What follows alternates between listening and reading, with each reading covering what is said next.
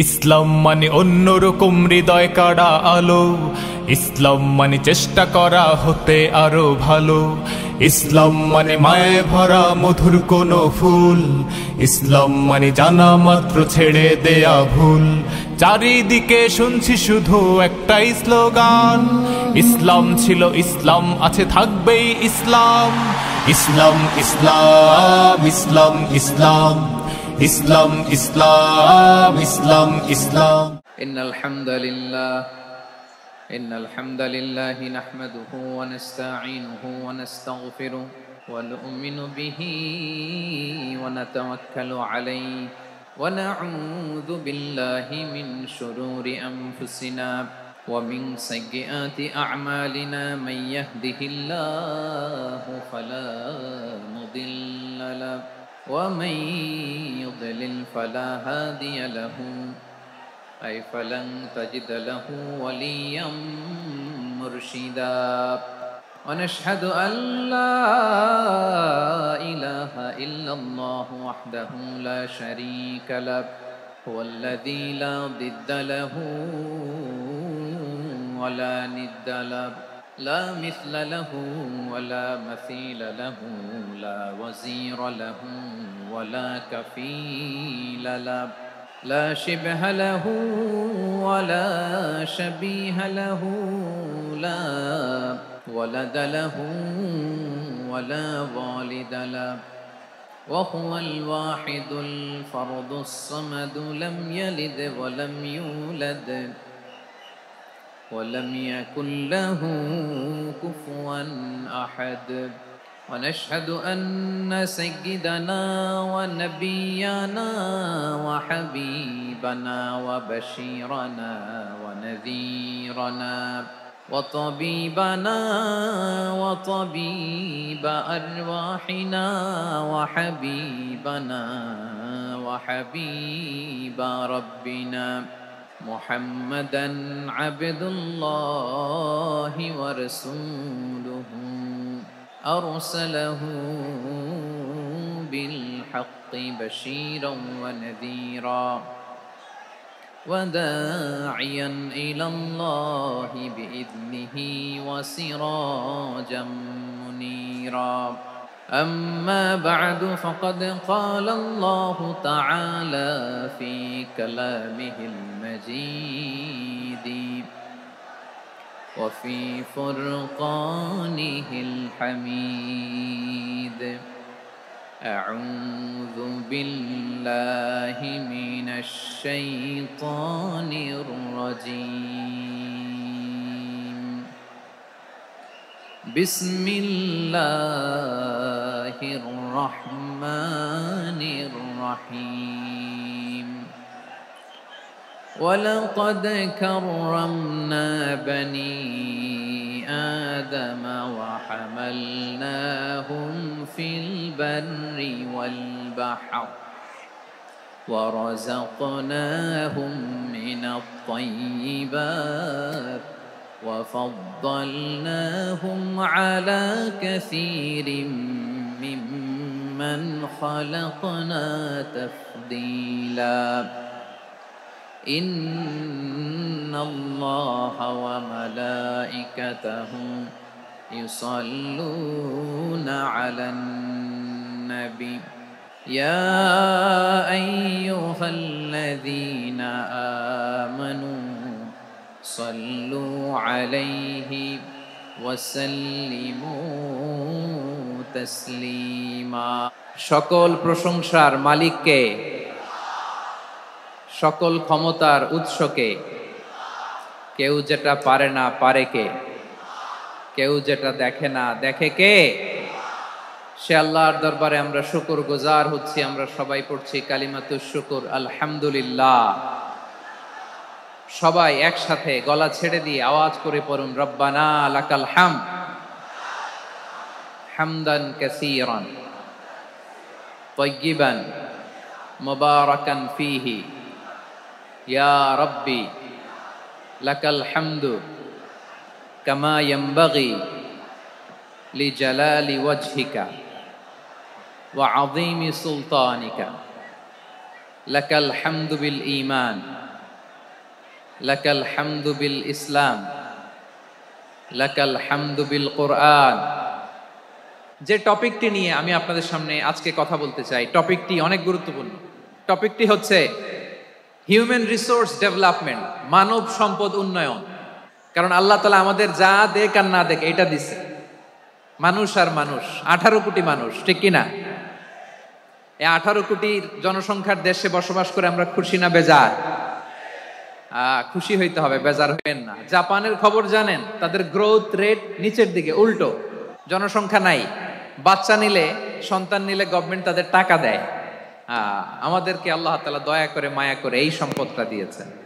এই মানব সম্পদকে যেন আমরা কাজে লাগাই, ইনশাআল্লাহ। পড়েন সবাই। হিউম্যান রিসোর্স ডেভেলপমেন্ট অনেক জনগুরুত্বপূর্ণ বিষয়, খুব সেন্সিটিভ বিষয়, বুঝতে হবে। যশোরের স্মার্ট ছেলেরা, এই যে আমি যাদেরকে দেখতে পাচ্ছি, all are the Gen Z of Jessore. যারা জেন জি, ওরা স্মার্ট, ওরা ইশারা ইঙ্গিতে কাজ করে। এই যে পুরো গদি উল্টায় দিছে, ঠিক কিনা? 24-এর ছাত্র নাগরিক অভ্যুত্থান আমাদের দেখিয়ে দিচ্ছে কিভাবে চোখের ইশারায় গদি উল্টে দিতে হয়। হিউম্যান রিসোর্স ডেভেলপমেন্টের ব্যাপারে কিছু কথা বলবো। এই যে আমাদের বিশাল জনসংখ্যা, এই জনসংখ্যাকে কি করে জনসম্পদে রূপান্তরিত করা যায় এ ব্যাপারে কথা বলবো। আমি সূরাতু বনি ইসরাইলের 70 নম্বর আয়াত তেলাওয়াত করেছি। ওয়ালাকাদ কাররামনা বনি আদম ওয়া হামালনাহুম ফিল বাররি ওয়াল বাহরি ওয়া রাযাকনাহুম মিনাত তাইয়্যিবাত ওয়া ফাদ্দালনাহুম আলা কাসীরিম মিম্মান খালাকনা তাফদীলা। পড়েন আল্লাহু আকবার। রব্বুল আলামিন বলেন, ওয়ালাকাদ কাররামনা বনি আদম, আমি বনি আদমকে সম্মানিত করেছি, বনি আদমকে মর্যাদা দিয়েছি। ওয়া হামালনাহুম ফিল বাররি ওয়াল বাহর, বনি আদমকে জলে, স্থলে, স্থলে এবং সমুদ্রে চলাচলের বাহন দিয়েছি। ওয়া রাযাকনাহুম মিনাত তাইয়্যিবাত, তাদেরকে পবিত্র রিজিকের বন্দোবস্ত করেছি। ওয়া ফাদ্দালনাহুম আলা কাসীরিম মিম্মান খালাকনা তাফদীলা, আর আমি আল্লাহ যাদেরকে সৃষ্টি করেছি তাদের মধ্য থেকে বনি আদমকে আমি শ্রেষ্ঠ বানিয়েছি। আমরা আশরাফুল মাখলুকাত, আমরা কি? শ্রেষ্ঠ, সবার চেয়ে সেরা। আমাদের মতো করে আল্লাহ কাউকে বানায় নাই। দুই পায়ে ভর করে, শির দ্বারা এরকম স্ট্যান্ড রেখে মাথা উঁচু করে দাঁড়াতে পারে এরকম কোন প্রাণী পৃথিবীতে আছে? এজন্য আল্লাহ বলেন, ওয়ালাকাদ কাররামনা বনি আদম, আমি বনি আদমকে সম্মানিত করেছি, তাদেরকে আমি মর্যাদা দিয়েছি। তাদেরকে আমি যত মর্যাদা দিয়েছি আমার কোন সৃষ্টিকে এত মর্যাদা দেই নাই। পড়েন সুবহানাল্লাহ। I have dignified the status of the sons of Adam. আদমের সব সন্তানের মর্যাদা আমি বাড়িয়েছি। আল্লাহ এখানে বলেননি ওয়ালাকাদ কাররামনাল মুমিনিন, আমি মুমিনের মর্যাদা বাড়িয়েছি, বলেছেন? আল্লাহ এখানে বলেন নাই ওয়ালাকাদ কাররামনাল মুসলিমিন, আমি মুসলিমের মর্যাদা বাড়িয়েছি। আল্লাহ বলেছেন ওয়ালাকাদ কাররামনা বনি আদম, আমি বনি আদমের সম্মান বাড়িয়েছি। হোক সে মুমিন কিংবা কাফের, মুসলিম কিংবা মুশরিক, আস্তিক কিংবা নাস্তিক, আরব কিংবা অনারব, যেই হোক না কেন, আদম সন্তান সবগুলার মর্যাদা বাড়ায় দিয়েছে কে? সবার মর্যাদা আল্লাহ বাড়িয়েছে। মানুষ হিসেবে মর্যাদা। বিশ্বনবী সাল্লাল্লাহু আলাইহি ওয়াসাল্লাম ইহুদির লাশ দেখে দাঁড়িয়ে গেলেন। কার লাশ? ইহুদির লাশ দেখে দাঁড়ায় গেলেন। সাহাবারা বললেন, ইয়া রাসূলুল্লাহ, আপনি দাঁড়ালেন যে, এটা তো ইহুদির লাশ। বিশ্বনবী বললেন, আওয়ালাইসাত নাফসান, এটা কি মানুষ নয়? এটা হোক ইহুদি হোক খ্রিস্টান, এটা তো মানুষ। আমি মানুষ দেখে দাঁড়িয়েছি। আই স্যালিউট দ্য হিউম্যানিটি, আমি মানবতাকে সম্মান করেছি। পড়েন সুবহানাল্লাহ। তাহলে এই জমিনে মানুষের মর্যাদা বেশি, হোক আস্তিক হোক নাস্তিক, হোক মুমিন কিংবা কাফের। আদমের সন্তান হলে, মানুষ হলেই তার মর্যাদা বাড়িয়েছে কে? আমার কলিজার টুকরা যশোরের ভাইয়েরা, মানুষের মর্যাদা আল্লাহ এত বাড়িয়েছেন। মানুষ জীবিত থাকলেও যেমনি মর্যাদাবান, মরে গেলেও মর্যাদাবান। সুবহানাল্লাহ পড়েন। মানুষ মরে গেলে এই ডেড বডিটা কি হয়? পচে যায়, গলে যায়, মাটির সাথে মিশে যায়। তাই বলে আপনি ডেড বডির সাথে যাচ্ছে তাই করতে পারবেন না। পারবেন? কেউ যদি অন্যায় করে তাকে যদি আপনি শাস্তির আওতায় আনেন, যা মনে চায় করতে পারবেন না, তারা আগুন দিয়ে পোড়াতে পারবেন না, নাক কাটতে পারবেন না, কান কাটতে পারবেন না, অঙ্গ বিকৃতি করতে পারবেন না। কারণ মানব জাতির মর্যাদা স্বয়ং দিয়েছে কে? পচে যাবে, গলে যাবে। তারপরে ইসলাম বলে না, খবরদার, এই মরা লাশটারও একটা মর্যাদা আছে না নাই? ইসলাম বলে এই লাশটা গলে যাবে, পচে যাবে, কিন্তু এটার অমর্যাদা করো না। কর্পূর দিয়ে, খেজুর পাতা দিয়ে, এটাকে ওয়ার্ম ওয়াটার দিয়ে, গরম পানি দিয়ে ধৌত করো, সাদা শুভ্র ধবধবে কাপড় দিয়ে লাশটাকে তুমি কাভার করো, তারপরে খাটিয়ার মধ্যে লাশটাকে রেখে বিশাল একটা প্রোগ্রাম করো, একটা ফিউনারাল প্রোগ্রাম করো। ওই প্রোগ্রামের ডানে বায়ে পেছনে লাশটারে রাখলে হবে না, প্রোগ্রামের একেবারে সামনটাতে তুমি লাশটাকে রাখো। সুবহানাল্লাহ। একটা ফিউনারাল প্রোগ্রাম করতে হবে, তাকে শেষ বিদায় জানাতে হবে, যেটাকে আমরা জানাজা বলি। কি বলি? জানাজা মানে মাইয়েতের জন্য দোয়া, তার জন্য দোয়া করা হয়, তাকে একটা সিস্টেমেটিক অর্ডারে কবরে রাখা হয়, সুন্দরভাবে সেটাকে কবরস্থ করা হয়, মাটি দেয়া হয়, পানি দেয়া হয়। তার মানে মরে গেলেও মানুষের সম্মান বাড়ায় দিয়েছে কে? এজন্য আল্লাহ বললেন, ওয়ালাকাদ কাররামনা বানি আদম, বনি আদমের সম্মান মর্যাদা আমি আল্লাহ বাড়িয়ে দিয়েছি। মানুষের সম্মানে তুমি কখনো আঘাত করো না, ঠিক কিনা? তাহলে ভাই, প্রথম মেসেজ হচ্ছে, the first and foremost message tonight to the people of জাসর, আল্লাহ বলেন, I have dignified the status of son of Adam, আমি বনি আদম সবার মর্যাদা বাড়িয়ে দিয়েছি। হোক আস্তিক নাস্তিক, হোক কাফের কিংবা মুশরিক, তার মর্যাদা বাড়াই দিছে কে? যখন বন্যা হয়, আমরা ত্রাণ নিয়ে যাই, আমরা শুধু মুসলমানদেরকে ত্রাণ দেই নাকি? হ্যাঁ, আমরা মুসলমানকেও দেই, অমুসলমানকেও দেই, হিন্দুকেও দেই, বৌদ্ধকেও দেই। যেখানেই মানবতা বিপন্ন, সেখানে ইসলামের হেল্পিং হ্যান্ড আছে না নাই? সুবহানাল্লাহ। কি দিন আমরা পেয়েছি, কি বিধান আমরা পেয়েছি। ওয়ালাকাদ কাররামনা বানি আদম, আমি বনি আদমকে সম্মানিত করেছি। এরপর আল্লাহ বললেন, ওয়া হামালনাহুম ফিল বাররি ওয়াল বাহর, মানুষকে স্থলে এবং সমুদ্রে চলাচলের বাহন আমি দিয়েছি।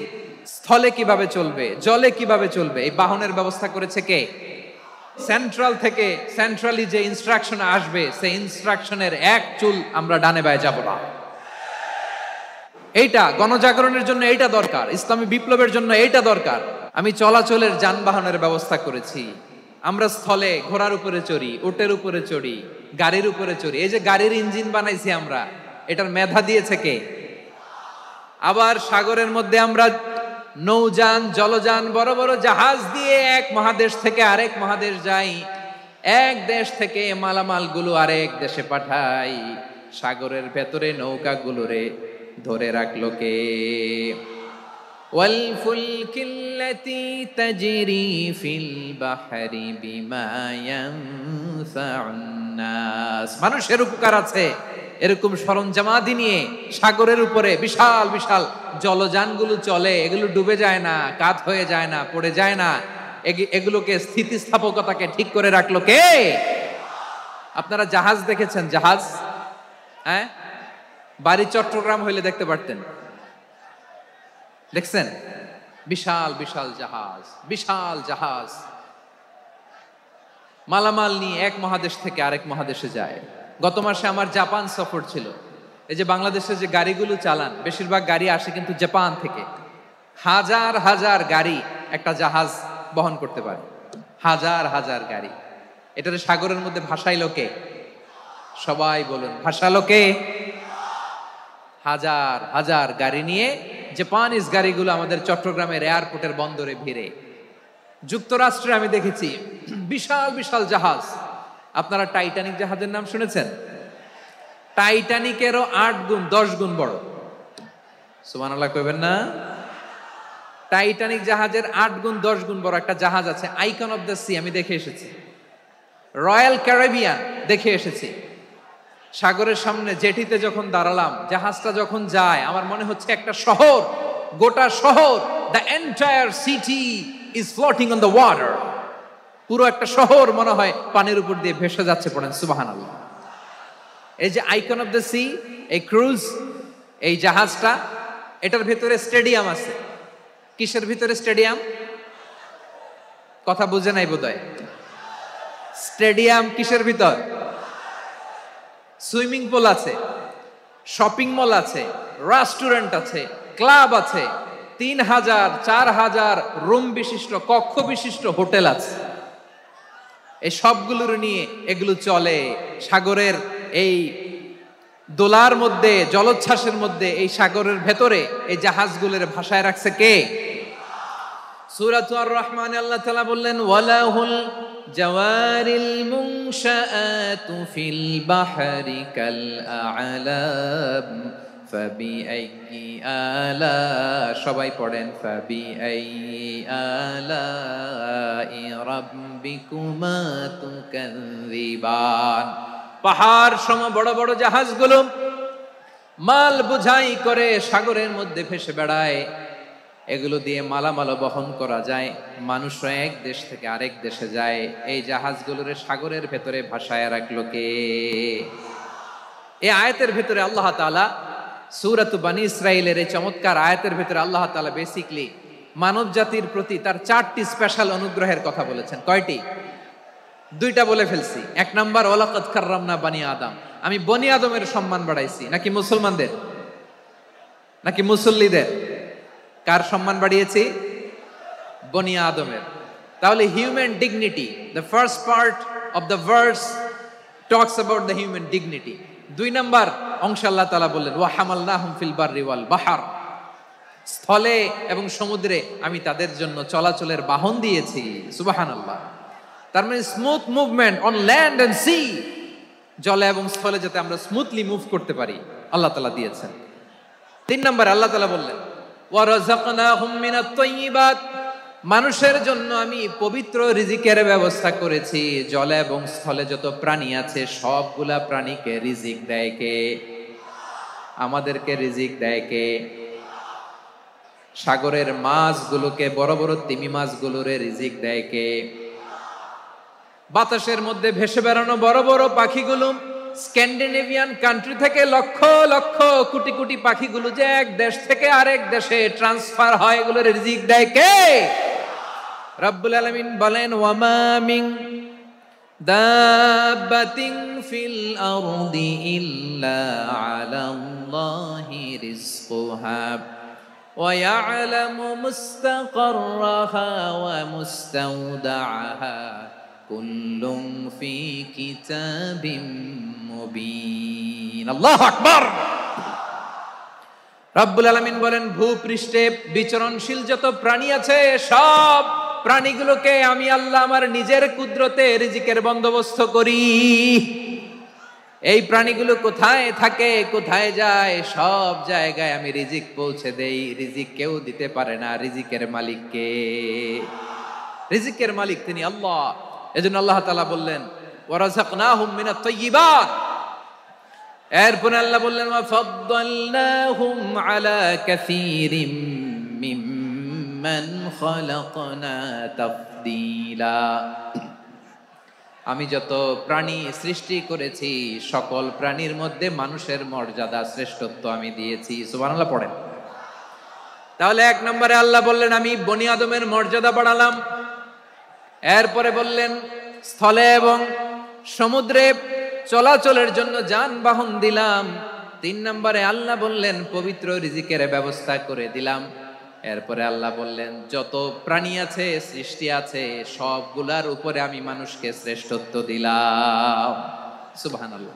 তাহলে সবচেয়ে বেশি শ্রেষ্ঠত্ব মানুষের। কার?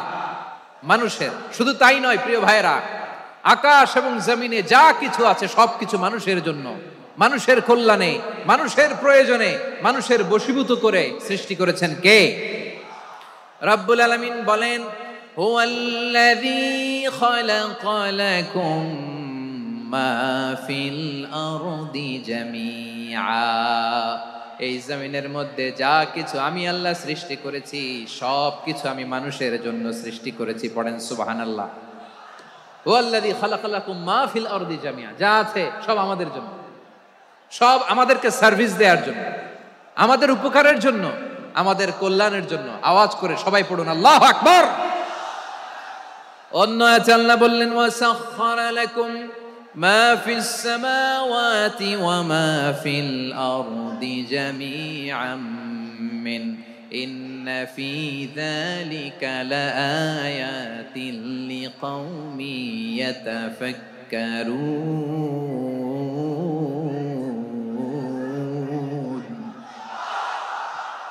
প্রথমে আল্লাহ বললেন জমিনে যা আছে সব তোমাদের কল্যাণে আমি সৃষ্টি করলাম। এরপরে আল্লাহ বললেন আকাশেও যা আছে সব তোমাদের জন্য সৃষ্টি করলাম, তোমাদের অনুগত বানায় দিলাম। পড়েন সুবহানাল্লাহ।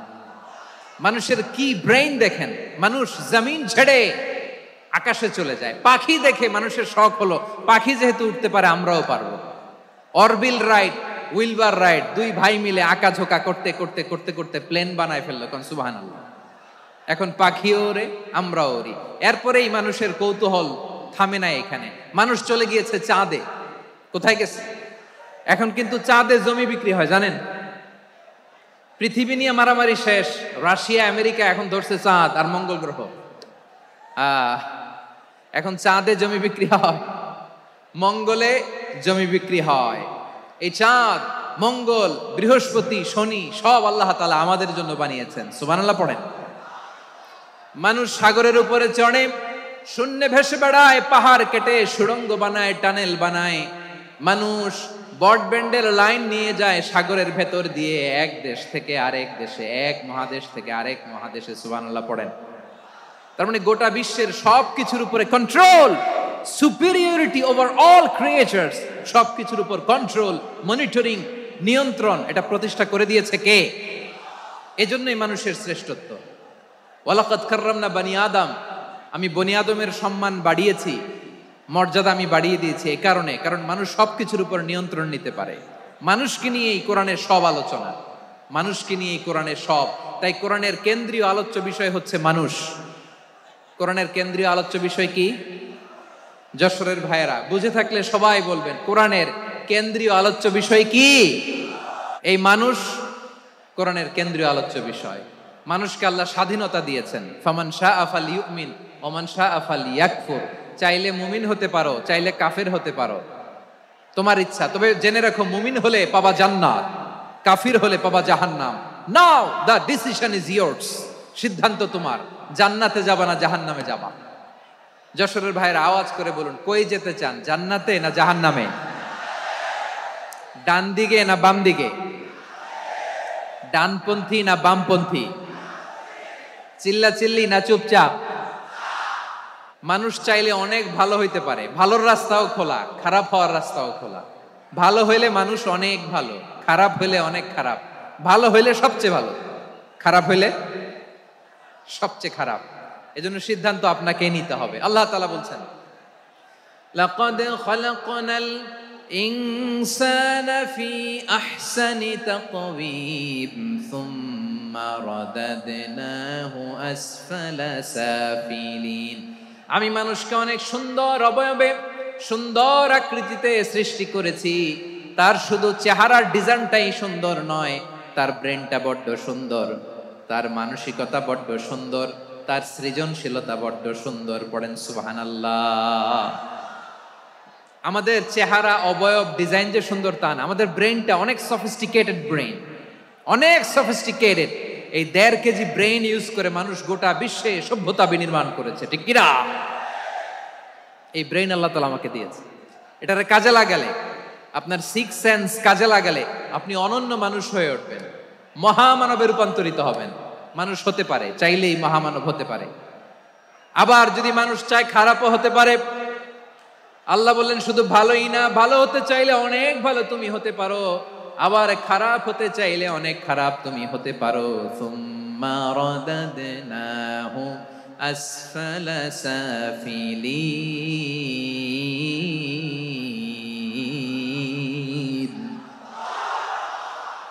খারাপ হলে একেবারে খারাপ হতে পারো, নিকৃষ্ট হলে একেবারে নিকৃষ্ট হতে পারো, ভালো হলেও ভালো হতে পারো। কোন সুবহানাল্লাহ। এবার আওয়াজ করে বলুন, ভালো হতে চাই না খারাপ? শ্রেষ্ঠ না নিকৃষ্ট? মানুষ ভালো হলে মানুষ ফেরেশতার চেয়েও ভালো, মানুষ খারাপ হলে সে পশুর চেয়েও খারাপ। কথা ঠিক কিনা বলেন? ভালো হলে ফেরেশতার চেয়েও ভালো, খারাপ হলে পশুর চেয়েও নিকৃষ্ট। তার মানে শ্রেষ্ঠত্বে মানুষ, শ্রেষ্ঠত্বে ফেরেশতাকে হার মানায়, আর অধপতনে শ্রেষ্ঠত্বে ফেরেশতাকে ছাড়িয়ে যায়, আর অধপতনে পশুকেও হার মানায়। আই রিপিট, আমি আবারও বলছি, মানুষ শ্রেষ্ঠত্বে ফেরেশতাকে ছাড়িয়ে যায়, আর অধপতনে সে পশুকেও হার মানায়। আওয়াজ করে বলতে হবে ঠিক কি না? এটার প্রমাণ কি? মানুষ শ্রেষ্ঠ হইলে যে ফেরেশতার চেয়েও সেরা, তার প্রমাণ কি? আল্লাহ তাআলা বলছেন, ওয়া ইয কুলনা লিল মালাইকাতি ইসজুদু লি আদম ফাসাজাদু ইল্লা ইবলিস আবা ওয়াস্তাকবারা ওয়া কানা মিনাল কাফিরিন। আল্লাহ বলেন, স্মরণ করো সে সময়ের কথা যখন আমি ফেরেশতাদেরকে বললাম, ও ফেরেশতারা আদমকে সেজদা দাও। সব ফেরেশতারা সম্মান সূচক সেজদা আদমকে দিল, তারা আদমের জন্য সেজদায় লুটিয়ে পড়লো, একজন ছাড়া, তার নাম ইবলিস। আওয়াজ করে বলেন তার নাম কি? সে অহংকার প্রদর্শন করলো, সে কাফের হয়ে গেল, বাকি সব ফেরেশতারা সেজদা দিল। সুবহানাল্লাহ। আবার আদম আলাইহিস সালামকে আল্লাহ জিজ্ঞেস করলেন, সব বলে দিল উত্তর, কিন্তু ফেরেশতাদেরকে একই প্রশ্ন জিজ্ঞেস করলেন, তারা উত্তর করতে পারে নাই। তার মানে এর মধ্য দিয়ে প্রমাণিত হয়, মানুষ ভালো হলে ফেরেশতার চেয়েও ভালো, ফেরেশতার চেয়েও মানুষের মর্যাদা বাড়িয়ে দিয়েছে কে? সব নূরের ফেরেশতা যখন মাটির আদমকে সেজদা দেয়, এটা প্রমাণ করে ফেরেশতার চেয়েও মানুষের মর্যাদা বাড়িয়ে দিয়েছে কে? তুমি মাটির আদমকে প্রথম সৃষ্টি করিয়া ঘোষণা করিয়া দিলে শ্রেষ্ঠ বলিয়া, তাই তো নূরের ফেরেশতা করে আদমকে সেজদা। ঠিক কিনা বলেন? তাই তো নূরের ফেরেশতা করে আদমকে সেজদা, সবার চেয়ে সম্মান দিলে মাটির আদমকে। আল্লাহু আল্লাহু তুমি জাল্লে জালালুহু, শেষ করা তো যায় না গে তোমার গুণগান। পড়েন না? পড়েন। আল্লাহু আল্লাহু তুমি জাল্লে জালালুহু, শেষ করা তো যায় না গে তোমার গুণগান। আল্লাহু আল্লাহু, আল্লাহু আকবার। আদমের মর্যাদা বেশি, মানুষের মর্যাদা বেশি, মানুষ শ্রেষ্ঠ, তার প্রমাণ নূরের ফেরেশতা মাটির আদমকে সেজদা করে। আওয়াজ করে বলেন ঠিক কি না? তাহলে মানুষ ভালো হলে ফেরেশতার চেয়ে ভালো। আবার মানুষ যদি খারাপ হয়, সে পশুর চেয়েও খারাপ, অধপতনে পশুত্বকে হার মানায়। তার প্রমাণ কি? তার প্রমাণ হচ্ছে, যশোরের ভাইরা দেখবেন পত্রিকায়, নিউজ পেপারে মাঝে মাঝে এরকম দেখা যায়, এক মানুষ আরেক মানুষকে হত্যা করে। দেখেন, মানুষ যদি খারাপ হয় সে পশুকেও হার মানায়। চিল্লায় বলো ঠিক কিনা? এমনও দুশ্চরিত্র মানুষ আছে যার যার নজর থেকে 6 মাসের ছোট্ট মেয়ে থেকে শুরু করে 80 বছরের বৃদ্ধারাও নিরাপদ নয়। প্রিয় ভাইয়েরা, চোখ কান নাক মুখ থাকলেই মানুষ না। যা সামনে দেখেন এগুলো সব মানুষ না, এগুলো জনসংখ্যা। এগুলো কি? সবাই বলুন, এগুলো কি? বাড়ছে জনসংখ্যা, কমছে মানুষ। বাড়ছে জনসংখ্যা, কমছে। এই দুনিয়া এখন তো সেই দুনিয়া নাই, মানুষ নামের মানুষ আছে, দুনিয়া বোঝাই, সেই মানুষের ভিড়ে আমার আসল মানুষ নাই। ঠিক কিনা? আসল মানুষের বড্ড অভাব, আসল মানুষের বড্ড অভাব। আমার ভাইয়েরা, মানুষ খারাপ হলে পশুকেও হার মানায়। যে বাবাকে মেরে, স্বামীকে মেরে স্ত্রীকে বিধবা বানায়, তারও ঘরে স্ত্রী আছে। তাহলে আমরা বুঝলাম, মানুষ ভালো হলে অনেক ভালো, খারাপ হলে অনেক খারাপ। ও আমার কলিজার টুকরা যশোরের ভাইয়েরা, আসুন না 3 দিন ব্যাপী এই তাফসিরুল কোরআনের ঐতিহাসিক প্রোগ্রাম থেকে আমরা সিদ্ধান্ত নেই, আমরা ভালো মানুষ হব নাকি খারাপ মানুষ হব। কলিজা থেকে, প্রাণ থেকে আওয়াজ করে সবাই বলুন, ভালো মানুষ নাকি খারাপ মানুষ? ভালো মানুষ হইতে হবে। ভালো মানুষ যারা জগৎটাকে এনলাইটেন করবে, যারা এনলাইটেন করবে, যারা সত্যের বীর সেনানী হয়ে দাঁড়াবে, যারা সত্যের পক্ষে কথা বলবে, যারা জালিমের মসনদকে ভেঙে খান খান করে দেবে। এরকম হওয়ার দরকার আছে না নাই? এরকম ভালো মানুষ আমরা হতে চাই কি চাই না? মানুষকে যত্ন নিলে মানুষ যে কত ভালো হয় আপনি কল্পনাও করতে পারবেন না।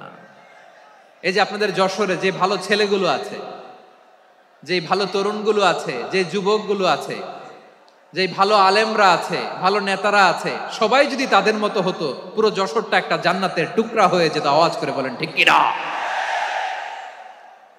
মানুষকে নার্চারিং করলে, মানুষকে পলিশ করলে, মানুষকে গ্রুমিং করলে, মানুষকে সঠিক তারবিয়া দিলে মানুষ অনন্য হয়ে ওঠে। প্রতিটি মানুষ অনন্য। আমি অনন্য, আপনি অনন্য, আমরা সবাই অনন্য। সুবহানাল্লাহ বলেন। মানুষকে আল্লাহ তাআলা দিয়েছেন অসীম ক্ষমতা, অসীম ক্ষমতা। সুবহানাল্লাহ। একটা মানুষ পারে না এমন কিছু নাই, একটা মানুষ পারে না এমন কিছু নাই। বিশ্বাস করতে হবে মানুষ যা কল্পনা করতে পারে ওইটা মানুষ করে দেখাতে পারে। তুমি তোমার কল্পনার রাজ্যকে সাজাও, তোমাকে হারাতে পারে এমন কোন শক্তি আল্লাহর জমিনে নাই। তোমার কি শক্তি, কি সম্ভাবনা তুমি জানোই না মিয়া। তুমি এদিকে তাকাও কেন? তোমার রাস্তা তো ওই দূরে। Plan big, dream big. কল্পনার শক্তিকে বড় করো। মানুষ যা কল্পনা করতে পারে মানুষ তা করে দেখাতে পারে। মানুষের কাছে অসাধ্য কিছু নাই মৃত্যু ছাড়া, এক্সেপ্ট ডেথ। মৃত্যু ছাড়া মানুষ সবকিছুকে জয় করতে পারে। মৃত্যু ছাড়া যে কোনো অসাধ্যকে সাধন করার ক্ষমতা মানুষকে দিয়ে দিয়েছে কে? হারার জন্য তোমার জন্মই হয় নাই, তোমার জন্ম হয়েছে জিতার জন্য, বিজয়ের জন্য তোমার জন্ম। মানুষের শুরুটাই হয় বিজয় দিয়ে। যশোর আওয়াজ করে বলো, মানুষের শুরু হয় কি দিয়ে? আমরা যখন আমার পিতার পৃষ্ঠদেশে ছিলাম, পিতার পৃষ্ঠদেশ থেকে শুক্রাণু যখন মায়ের গর্ভদেশে যেয়ে পড়ে, কতটা শুক্রাণু ভ্রমণ শুরু করে জানো? 20 কোটি শুক্রাণু। একবার সিমেন আউট হলে সেখানে 20 কোটি শুক্রাণু থাকে, ভ্রমণ শুরু করে। ওই 20 কোটি শুক্রাণুর মধ্যে থেকে তুমি আমি আজকে এক বিকশিত শুক্রাণু মানব রূপে পৃথিবীতে এসেছি। সুবহানাল্লাহ। ওই 20 কোটি শুক্রাণুর প্রতিযোগিতায় সবাই রে পেছনে ফেলে সেদিন আমি সফল হয়েছিলাম, সেদিন আমি বিজয়ী হয়েছিলাম। সেদিন আমি এত ছোট ছিলাম মাইক্রোস্কোপ দিয়েও আমার অস্তিত্ব টের পাওয়া যায় না। আমি এত তুচ্ছ ছিলাম, নগণ্য ছিলাম। আমার কান ছিল না, আমার চোখ ছিল না, আমার হাত ছিল না, আমার জন্য রিকমেন্ডেশন করার মতো মামু ছিল না, খালা ছিল না, কেউ ছিল না। তারপরেও ওই প্রতিযোগিতায়, ওই কম্পিটিশনে যখন আমারে কেউ হারাতে পারে নাই, আল্লাহর জমিনেও আমারে কেউ হারাতে পারে না। হারার জন্য তোমার জন্মই হয় নাই, তুমি আসছোই জিতার জন্য। সুবহানাল্লাহ। বিশ্বনবী বলেন, আন্নাসু মাআদিন কামাআদিনি যাহাবি ওয়াল ফিদ্দা খিয়ারুহুম ফিল জাহিলিয়াতি খিয়ারুহুম ফিল ইসলাম। Peoples are like mines of gold and silver. সোনার খনি, রূপার খনি, এর চেয়েও বড় খনি হচ্ছে এই মানব সম্পদের খনি। আওয়াজ করে বলেন আল্লাহু আকবার। আল্লাহ তাআলা এই সম্পদ আমাদেরকে দিয়েছে। বিশ্বনবী বলেন, মানুষ হচ্ছে খনির মতো। খিয়ারুহুম ফিল জাহিলিয়াতি খিয়ারুহুম ফিল ইসলাম। জাহিলি যুগে যারা সেরা, ইসলামেও তারা সেরা। ইদা ফাকুহু, যদি তারা বুঝবান হয় তাহলে তাদেরকে সেরা বানায় দিবে কে? তাহলে মানুষের চেয়ে সেরা কেউ হতে পারে? মানুষের চেয়ে অনন্য কেউ হতে পারে? মানুষকে কেউ হারাতে পারে? আওয়াজ করে বলো, তোমাকে কেউ হারাতে পারবে? এই সাহস জাগছে আজকের আলোচনা থেকে। আমি তুমি অনন্য, আমাকে তোমাকে হারায় দেওয়া এত সহজ না, ঠিক কিনা? একটা কথা জীবনের সাথে সেট করে নিতে হবে, আমি জিতি নয় শিখি, আমি কখনো হারি না। জীবনের সাথে সেট করে নাও, জেনজি অফ যশোর, আমি কখনো হারি না, আমি হয় জিতি নয় শিখি। চিল্লায় বলো ঠিক কিনা? আমি কখনো হারি না, আমার হারানো এত সোজা না। কি সাহস জাগছে? বুকে সাহস জাগছে? তাকবীর পড়ো, লিল্লাহে তাকবীর। তাহলে বিশ্বনবী বললেন, নাসু মাআদিন, মানুষ হচ্ছে খনি। এই ধাক্কা ধাক্কি আমি জানি এগুলো ভালোবাসার ধাক্কা ধাক্কি, এজন্য আমি সহ্য করে নেই। এগুলো যে ভালোবাসার ধাক্কা ধাক্কি এটা আমরা বুঝি। পৃথিবীর কোন আইন, সিকিউরিটি প্রটোকল দিয়ে এটারে মানানো যাবে না, কারণ এটা তো ভালোবাসা, লাভ। লাভ কোনো আইন কানুন দিয়ে বাধা যায় না, মানানো যায় না, ঠিক কিনা বলো? আল নাসু মাআদিন, মানুষ হচ্ছে খনি, এই খনির যত্ন নিতে হবে। আমার মা বাবা যারা এসেছেন, আপনার ছেলে মেয়ের যত্ন নেন। আপনার ছেলের মধ্যে যে কি পটেনশিয়াল আপনি জানেন না। আপনার এই ছোট্ট অবুজ ছেলেটাই আগামী দিনের শায়েখ আহমদুল্লাহ হবে। আপনার হেফজখানায় পড়া ওই ছোট্ট ছেলেটাই আগামী হক হবে। আপনার ওই ছেলেটা আমির হামজা হবে, আব্দুল হাই সাইফুল্লাহ হবে। এভাবে বড় বড় আলেম হবে, তারা যুগশ্রেষ্ঠ আলেম হবে। সেই একদিন এই বাংলাদেশের পার্লামেন্টে যে বক্তব্য দিয়ে যশোরের পক্ষে কথা বলবে। আপনি জানেন না, কাউকে ছোট করবেন না, আপনি ওর কনফিডেন্স আপনি কমাবেন না, আপনি কমাতে পারেন না। প্যান্ডেলে আমার যে মা বোনেরা আছেন, ছেলে মেয়েদেরকে কখনো ছোট করে কথা বলবেন না। ও যে কোথায় যাবে আপনি জানেন না, আপনি মা হয়ে তাকে সাহস দিবেন, তার কল্পনার জগৎটাকে সাজাতে তাকে উৎসাহিত করবেন, ঠিক কিনা বলেন? আর আমার প্যান্ডেলের আমার প্রিয় শ্রদ্ধাশীলা মায়েরা বোনেরা, আপনারা তো আরো দামি সম্পদ। বিশ্বনবী বলেন, আর দুনিয়া কুল্লুহা মাতা। আল্লাহ আল্লাহ আল্লাহ, বিশ্বনবীর কথার ওজন দেখেন। আর দুনিয়া কুল্লুহা মাতা ওয়া খায়রু মাতা'আদ দুনিয়াল মারআতুস সালিহা। বিশ্বনবী বলেন, দুনিয়ায় যা দেখো সব আল্লাহর দেওয়া অ্যাসেট, মানে সম্পদ। আর এত অ্যাসেটের ভিড়ে সবচাইতে শ্রেষ্ঠ সম্পদ হচ্ছে নেককার নারী। ভাইয়েরা বোনের সাথে খারাপ আচরণ করো না, সন্তান মায়ের সাথে খারাপ আচরণ করো না। আমাদের মায়েরা আমাদের asset, they are our priceless asset. কারণ এই মায়েদের পেটে এসেছে আল্লাহর ওলিরা, এই মায়েদের পেটে এসেছে খান জাহান আলী, এই মায়ের পেটে এসেছে শাহজালাল ইয়ামানি, এই মায়ের পেটে এসেছে আল্লাহর সব নবীরা। নাকি নবীরা আকাশ থেকে ধপ করে জমিনে নেমে আসছে? মায়ের পেটে আসছে। এই মায়ের পেটগুলো খনি। আমার সম্মানিতা মায়েরা বোনেরা, নিজেকে ইসলাম দিয়ে সাজান, নিজেকে পবিত্র রাখুন, নিজের আব্রু ইমান ইজ্জতের হেফাজত করুন, কোরআন পড়ুন, সুন্নাহ পড়ুন। আপনি জানেন না আপনার গর্ভে কে আসছে, কোন ক্ষণজন্মা পুরুষকে আল্লাহ তাআলা আপনার গর্ভে পাঠাবে, আপনি জানেন না। মায়েরা নিজেদেরকে পবিত্র রাখুন, ইসলাম চর্চা করুন, কোরআন চর্চা করুন, নৈতিকতা দিয়ে নিজেকে সাজান। যশোরের জেনজি, নিজেদেরকে প্রস্তুত রাখো আগামীর বাংলাদেশের জন্য। নৈতিকতা, মোরালিটি, ভ্যালিউজ দিয়ে নিজেকে সাজাও, ইসলাম দিয়ে নিজেকে সাজাও। কারণ আগামীর বাংলাদেশ ইসলামের বাংলাদেশ। বাংলাদেশের আসল পরিচয় ইসলাম। বাংলাদেশের আসল পরিচয় কি? বাংলাদেশের আসল পরিচয় কি? এই ইসলাম নিয়ে আমরা সংসদ ভবন সাজাবো, রাজি আছি না নাই? শেকড় ভুলে যাওয়া যাবে না। আমরা ধাপে ধাপে শারিয়া আইনের দিকে যাব ইনশাআল্লাহ, কিন্তু জঙ্গিবাদ দিয়ে নয়, কট্টরপন্থা দিয়ে নয়। আমরা ইন্টেলেকচুয়ালি, গ্রাজুয়ালি, ধাপে ধাপে শারিয়া আইনের দিকে মুভ করব ইনশাআল্লাহ। বলো লিল্লাহি তাকবীর। এদেশের আসল পরিচয় সবাই বলে না, আওয়াজ করে, এদেশের আসল পরিচয়। এদেশে আজান শুনে সূর্য ওঠে শহর গ্রামে, এদেশে আজান শুনে সূর্য ডুবে সন্ধ্যা নামে, এদেশে সকল কাজে সবাই বলে বিসমিল্লাহ, এদেশে ভালো কিছু দেখে শুনে হাসি মুখে সবাই বলে মাশা আল্লাহ, সুবহানাল্লাহ সুবহানাল্লাহ সুবহানাল্লাহ সুবহানাল্লাহ সুবহানাল্লাহ সুবহানাল্লাহ সুবহানাল্লাহ সুবহানাল্লাহ। ও নবীন তরুণ, তোমার কিসের এত ভয়? জেনে রেখো বাংলাদেশের আসল পরিচয়। বাংলাদেশের আসল পরিচয় ইসলাম। আওয়াজ তুলে বলো, আসল পরিচয় কি?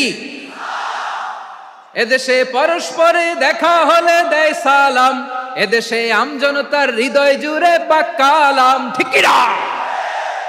এদেশে বিপদ এলে সর্বজনে সর্বক্ষণে দোয়া পড়ে ইন্না লিল্লাহ সুবহানাল্লাহ সুবহানাল্লাহ সুবহানাল্লাহ সুবহানাল্লাহ।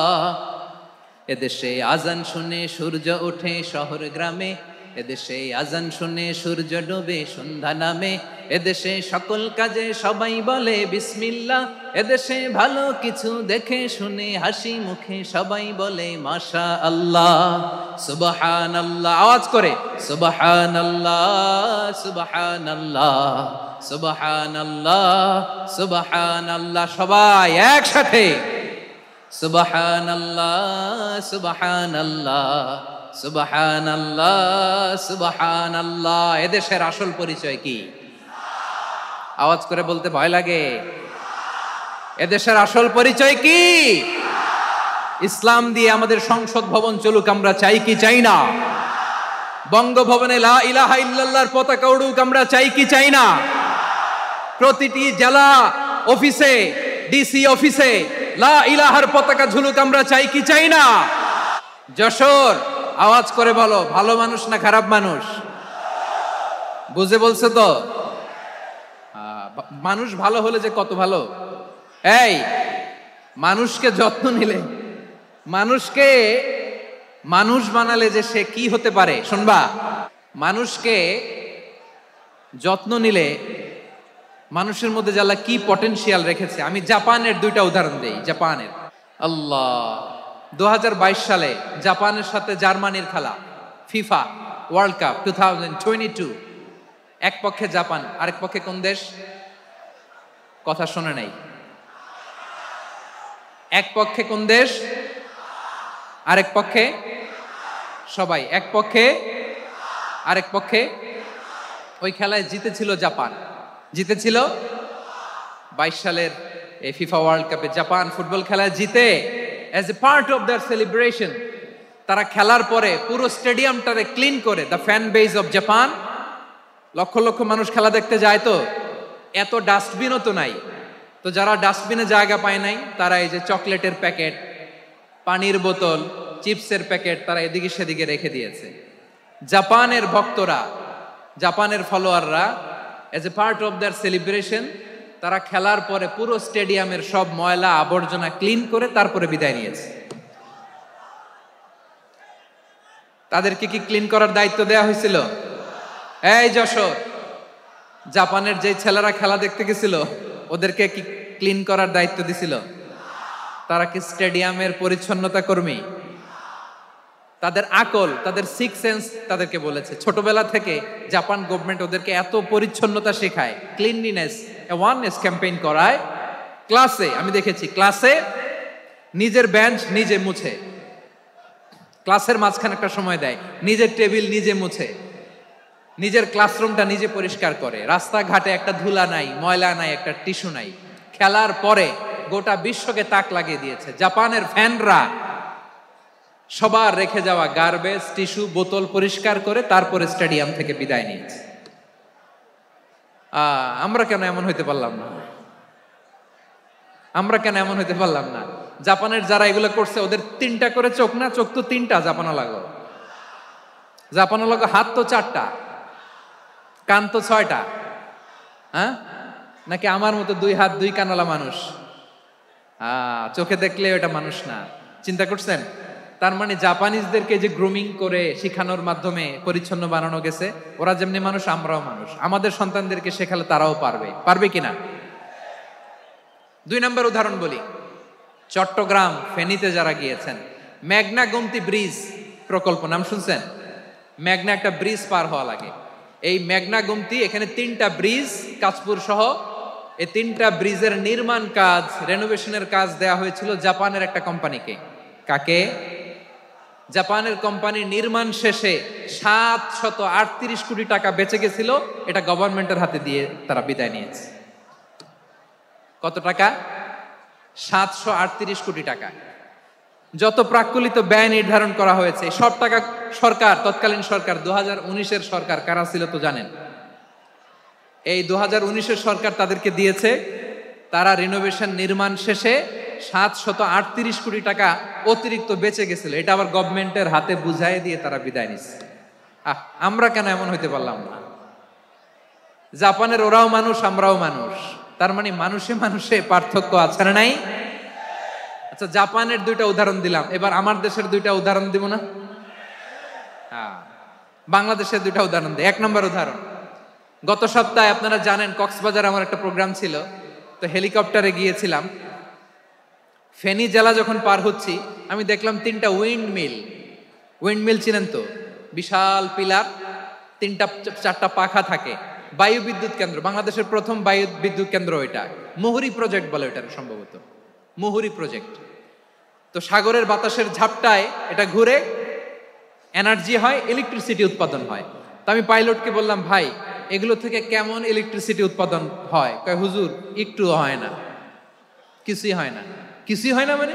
বলে হুজুর বাংলাদেশে যত উইন্ডমিল আছে এটার পাখা একটাও ঘুরে না। আল্লাহ, বলেন কি? তাহলে এই যে কোটি কোটি টাকা ব্যয় করে যে উইন্ডমিল, কয় হুজুর ভিতরে ফিটফাট, উপরে ফিটফাট, ভিতরে সদরঘাট। তার মানে কোটি কোটি টাকা দিয়ে এই উইন্ডমিল বানায়, এখানে কিছু নাই। দুর্নীতির আড্ডাখানা, আখড়াখানা বাংলাদেশ, ঠিক কিনা বলেন? হায় রে, জাপানিজরাও মানুষ, আমরাও মানুষ। আমার এক নিকটাত্মীয় সরকারি চাকরিজীবী, উনি আমাকে বললেন, বাংলাদেশের আর একটা উদাহরণ দেখি। উনি আমাকে বললেন যে প্রতি বছর আমাদের অফিসের ফার্নিচার চেঞ্জ করে। আমি বললাম প্রতি বছর ফার্নিচার চেঞ্জ করে কেন? বলে যে ফার্নিচার নতুন পারচেজ করলেই তো এখানে টাকা, নতুন কিনতে পারলেই টাকা, নতুন উন্নয়নের সবক শোনাতে পারলেই টাকা। প্রথম আলোর রিপোর্ট, কি আলো? প্রথম আলোর রিপোর্ট, গত 15 বছরে উন্নয়নের নামে লুটপাট হয়েছে প্রায় 3.25 লাখ কোটি টাকা। কার রিপোর্ট? আমাদের বানানো কথা, প্রথম আলোর রিপোর্ট। গত 15 বছরে কারা ছিল জানেন তো? হ্যাঁ, শুধু ওনাদেরকেই দোষ দিয়ে লাভ নাই। স্বাধীনতার পর থেকে শুধু শাসকের হাত বদল হয়েছে, আমরা কিছু পাই নাই, ঠিক কিনা বলেন? শুধু ওনাদের দোষ দিয়ে কি লাভ? একদল খাইছে, আরেক দল খাওয়ার জন্য রেডি হয়ে আছে। আমরা এরকম চাই না। আমরা চাই স্বাধীন সার্বভৌম বাংলাদেশ, আমরা চাই দুর্নীতিমুক্ত বাংলাদেশ। আমি নিউজটা যে কতবার বললাম, এটা কি সম্ভব? 3.25 লাখ কোটি টাকা লুটপাট, মানে লুটপাট করতে করতে এদেশের জনগণকে ফুটপাতে বসায় দিচ্ছে। প্রিয় ভাইয়েরা, তাহলে জাপানের মানুষও মানুষ, আমরাও মানুষ। সিদ্ধান্ত আপনার, কোন মানুষ হবেন, ভালো মানুষ না খারাপ মানুষ? আজকের আলোচনার বিষয় হচ্ছে মানব সম্পদের উন্নয়ন, human resource development. It's a process to increase the capacity of knowledge, skill, capacity of the people of a country. একটা দেশের মানুষের জ্ঞান, তাদের দক্ষতা কি করে বাড়ানো যায়, বাড়িয়ে দেশের উন্নয়ন করানো যায়, এটাই হচ্ছে মানব সম্পদ উন্নয়নের মূল কথা। তাহলে মানব সম্পদ হচ্ছে একটা দেশের সবচাইতে শক্তিশালী পুঁজি। প্রাকৃতিক সম্পদ, খনিজ সম্পদের চেয়েও দামি হচ্ছে মানব সম্পদ। আমার প্রিয় যশোর, প্রাকৃতিক সম্পদ, খনিজ সম্পদের চেয়ে দামি সম্পদ কি সম্পদ? আল্লাহ তাআলা দয়া করে আমাদেরকে এই মানব সম্পদ দিয়েছেন। আসুন আমাদের এই মানুষগুলোকে আমরা সোনার মানুষ বানাই। রাজি আছেন তো সবাই? রাজি আছেন? মানুষ পারে না এমন কোনো কিছু নাই, চাইলে সব পারে। এজন্য মানুষকে তারবিয়া দিতে হবে, যথাযথভাবে তাদেরকে গড়তে হবে। আসুন আমরা সিরাতের আয়নায় বিশ্বনবীর জীবনী থেকে দেখি তিনি কিভাবে হিউম্যান রিসোর্সকে ম্যানেজ করতেন, বিশ্বনবী কিভাবে এই মানব সম্পদকে ম্যানেজ করতেন। বিশ্বনবী he was a very good talent hunter, চৌকস ট্যালেন্ট হান্টার ছিল। কার মধ্যে কি ট্যালেন্ট আছে দেখলেই বুঝে ফেলতেন। সুবহানাল্লাহ পড়বেন না? কি নবী আমরা পেয়েছি! He was a very good talent hunter. আমার নবী তিনি চৌকস ট্যালেন্ট হান্টার ছিলেন। কার মধ্যে কি প্রতিভা বের করতেন, ওই প্রতিভাকে ইসলামের কল্যাণে কাজে লাগাতেন। সুবহানাল্লাহ বলেন। যাকে যেই জায়গায় সেট করলে ভালো হবে তাকে ওই জায়গায় সেট করতেন। কয়েকজন সাহাবীর জীবনী শোনাই। আবু মাহজুরা রাদিয়াল্লাহু তাআলা আনহু, মক্কার মুয়াজ্জিন, আগে ছিল মুশরিক, পরে হইছেন মুমিন। উনি কিভাবে মুমিন হইলেন এই ঘটনাটা একটু আপনাদের শোনাতে চাই। হুনাইনের যুদ্ধ, 8ম হিজরি, বিষ্ণু ইসলাম হুনাইনের যুদ্ধ শেষে ফিরতেছেন। পথিমধ্যে বেলাল রাদিয়াল্লাহু তাআলা আনহু, 8ম হিজরি। কত হিজরি? সবাই বলেন না একটু, কত হিজরি? 8ম হিজরিতে হুনাইনের যুদ্ধে রাসূল সাল্লাল্লাহু আলাইহি ওয়াসাল্লাম ফিরে আসতেছেন মদিনায়। পথিমধ্যে বেলাল রাদিয়াল্লাহু তাআলা আনহু আজান দিচ্ছেন। কি দিচ্ছেন? তো পাশে ছিল মুশরিকদের একটা পল্লী, কিছু মুশরিক তরুণ, কিছু অমুসলিম কিশোর, তারা আজানকে ব্যঙ্গ করতেছে। আমাদের বাংলায় মুখ ভেঙ্গানো বলে আর কি। বেলাল রাদিয়াল্লাহু তাআলা আনহু আজান দিচ্ছেন, ওই বাচ্চাগুলো মুশরিক, তো ওরা আজানকে ব্যঙ্গ করতেছে, বিকৃতি করে ওরাও আজান দিচ্ছে। উদ্দেশ্য হচ্ছে আজানকে নিয়ে ঠাট্টা করা। উদ্দেশ্য, ব্যাপারটা মনে কষ্ট পাওয়ার মতো ব্যাপার না? কিন্তু বিশ্বনবী ওইখানে দেখেন কি খুঁজলেন। বিশ্বনবী খেয়াল করলেন অমুসলিম কিশোরদের মধ্য থেকে একটা কিশোরের গলাটা বড় দরাজ গলা, কণ্ঠটা বড় সুন্দর। খেয়াল করে দেখলেন যে কিছু কিশোর বেলালের আজানকে ব্যঙ্গ করে, বিকৃতি করে, কিন্তু একজনের কণ্ঠ দেখতে পাচ্ছেন না এত দূরে, কিন্তু কণ্ঠটা বড় সুন্দর, দরাজ গলা। বিশ্বনবী সাহাবীদেরকে বললেন, ধরো এগুলারে, ধরো। সবগুলারে ধরে বিশ্বনবী সামনে আনা হলো। ওরা হাঁটু গেড়ে বসলো। বিশ্বনবী বললেন, তোমাদের মধ্যে কে যেন ব্যঙ্গ করে আজান দিচ্ছিল, তার গলাটা বড় উঁচু, গলার বেসটা বড় মজবুত, মেলোডিয়াস, সুমধুর কণ্ঠ। কে? আবু মাহজুরা বলে, আমার বন্ধুরা সবাই আমার দিকে আঙ্গুল দেখায়, আমি পড়ে গেছি বিপদে। রাসূল সাল্লাল্লাহু আলাইহি ওয়াসাল্লাম বাকি অমুসলিম তরুণদেরকে ছেড়ে দিলেন, বললেন তোমরা যাও। এবার আবু মাহজুরারে পাইছে। আবু মাহজুরার চুলের মধ্যে হাত দিলেন বিশ্বনবী, মাথায় হাত দিয়ে বললেন, এবার আজান দাও দেখি। আবু মাহজুরা বলে, আমি তো আজান দিতে জানি না, কারণ আমি তো বেলালেরটা শুইনা দিছি, আমার তো মুখস্থ নাই, আমি তো আজান দিতে জানি না। বিশ্বনবী বললেন, জানো না? তাহলে আসো, আমি তোমারে শিখাই দেই। সুবহানাল্লাহ পড়েন। আবু মাহজুরা হাঁটু গেড়ে বসে, বিশ্বনবীর মোবারক হাত আবু মাহজুরার চুলের মধ্যে। বিশ্বনবী আজানের মুআল্লিম আবু মাহজুরাকে বলতেছে, ঠিক আছে তোমারে শিখাই দিচ্ছি, আমি যা যা বলবো আমার সাথে সাথে বলো, পারবা? আবু মাহজুরা বলে, পারবো। বিশ্বনবী আজান দিচ্ছেন মাথায় হাত দিয়ে, আল্লাহু আকবার, আল্লাহু আকবার। আবু মাহজুরা এই বাক্যটা পড়লেন। বিশ্বনবী দ্বিতীয় বাক্য পড়তে আরম্ভ করলেন, আল্লাহু আকবার,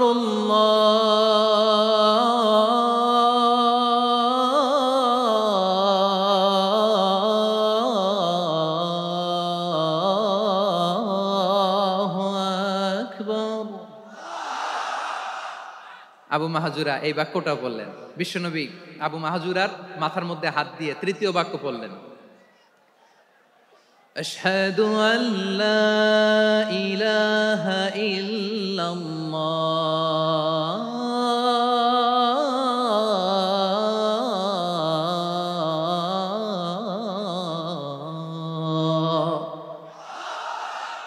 আবু মাহজুরা তৃতীয় বাক্য পড়লেন। বিশ্বনবী একটা বাক্য পরে আবু মাহজুরা পরে, বিশ্বনবী পরে আবু মাহজুরা পরে। আবু মাহজুরা কিন্তু অমুসলিম, মুশরিক। আবু মাহজুরা বলে, এক একটা বাক্য পড়ি আমার কলিজাটা গলে ঠান্ডা হয়ে যায়। এতদিন মোহাম্মদকে গালি দিতাম, এখন মোহাম্মদ আমার মাথায় যখন হাত রাখছে আমার সারা শরীর ঠান্ডা হয়ে গেছে। বিশ্বনবী আজান শিখাচ্ছেন, একটা একটা বাক্য পড়ে আবু মাহজুরাও পড়ে, বিশ্বনবী পড়ে, আবু মাহজুরাও পড়ে। পুরো বাক্যগুলো যখন শেষ, আজান শেষ, আবু মাহজুরাও যখন পুরো আজান পড়লেন, আবু মাহজুরা বললেন, এতদিন মোহাম্মদের চেহারা দেখলে আমার ঘৃণা লাগতো, আজ থেকে মোহাম্মদের চেহারার চেয়ে প্রিয় চেহারা আমার কাছে নাই।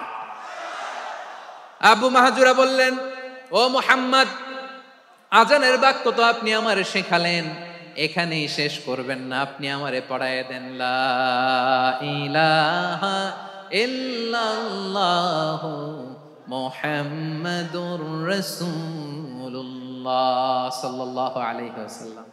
বিশ্বনবীর সাথে দাঁড়িয়ে উনি শাহাদা পড়ে মুসলমান হয়ে গেলেন। এবার আবু মাহজুরা বলে, ইয়া রাসূলুল্লাহ, ইয়া হাবিবাল্লাহ, আমি মুমিন হয়েছি, মুসলমান হয়েছি, আপনার কাছ থেকে আজান শিখার সৌভাগ্য আমি লাভ করেছি গো নবী। আমার কণ্ঠের বড় তারিফ করেছেন আপনি, আমার আজানকে আপনি পছন্দ করেছেন। একটা জিনিস আপনার কাছে চাই, আপনি আমাকে মক্কার মসজিদুল হারামের মুয়াজ্জিন হিসেবে অ্যাপয়েন্ট করে দে। বিষ্ণু ইসা ইসলাম বললেন, যাও আবু মাহজুরা, আমি তোমাকে পৃথিবীর শ্রেষ্ঠতম মসজিদ মক্কার মসজিদুল হারামের মুয়াজ্জিন হিসেবে অ্যাপয়েন্ট করে দিলাম। দেখছেন কিভাবে ট্যালেন্ট হান্টিং করতে হয়, কিভাবে হিউম্যান রিসোর্স মানব সম্পদকে ব্যবহার করতে হয়। আসছিল আজানকে ভেঙাইতে, আসছিল কেন? আজানকে ব্যঙ্গ করার জন্য, বিকৃত করার জন্য। আজানকে বিকৃত করতে যে ইসলামের সবচেয়ে শ্রেষ্ঠ মসজিদের মুয়াজ্জিন হয়ে গেল। পড়েন সুবহানাল্লাহ। হযরত আবু মাহজুরা রাদিয়াল্লাহু তাআলা আনহু ওনার এই সুললিত কণ্ঠ ব্যবহার করে মসজিদুল হারামে এত সুন্দর করে আল্লাহু আকবার বলে আজান দিতেন, মানুষগুলোর, মুসল্লিগুলোর, মক্কাবাসীর হৃদয়কে তিনি বিগলিত করে দিতেন। মানুষের হৃদয়কে ঠান্ডা হয়ে যেত। শুধু এখানেই শেষ না আমার যশোরের ভাইয়েরা। বিশ্বনবী যখন সাইয়েদনা আবু মাহজুরা রাদিয়াল্লাহু তাআলা আনহুকে আজান শিখাচ্ছিলেন, বলেন তো বিশ্বনবীর হাতটা কোথায় ছিল? আবু মাহজুরার মাথার সামনে, এই চুলের উপরে ছিল। আবু মাহজুরা ওই স্মৃতিটাকে ধারণ করবার জন্য, ওই স্মৃতিকে বহন করার জন্য বিশ্বনবীর মোবারক হাত আবু মাহজুরার কপালের চুলের যেই জায়গায় লেগেছে, মৃত্যুর আগের দিন পর্যন্ত আবু মাহজুরা মাথার ওই চুলে কোনোদিন ছুরি আর কামার লাগায় নাই, সেখানে কেচি লাগায় নাই, চুলের মধ্যে খুর লাগায় নাই। আবু মাহজুরা ডান দিকের চুল কাটতো, বাম দিকের চুল কাটতো, পেছনের চুল কাটতো, সামনের চুল কাটতো না। আবু মাহজুরা রাদিয়াল্লাহু তাআলা আনহুর সামনের চুলগুলো বড় হতে হতে যখন এত বড় হয়ে যায়, তিনি চুলগুলো পেঁচিয়ে মাথার মধ্যে রাখতেন। তারপরে তিনি পাগড়ি পরতেন। সবাই জিজ্ঞেস করতো, আবু মাহজুরা এটা আবার কেমন স্টাইল? দেখতে তোমারে কি বিদঘুটে লাগে, কেমন অড লাগে, কেমন খারাপ দেখা যায়। মক্কায় এমন কোন মানুষ তো দেখি নাই, ডানে চুল কাটে, বায়ে চুল কাটে, পেছনে চুল কাটে, সামনে কাটে না। ওরে আবু মাহজুরা, কেমন দেখা যায় তোমারে, তুমি সামনের চুল কাটো না কেন?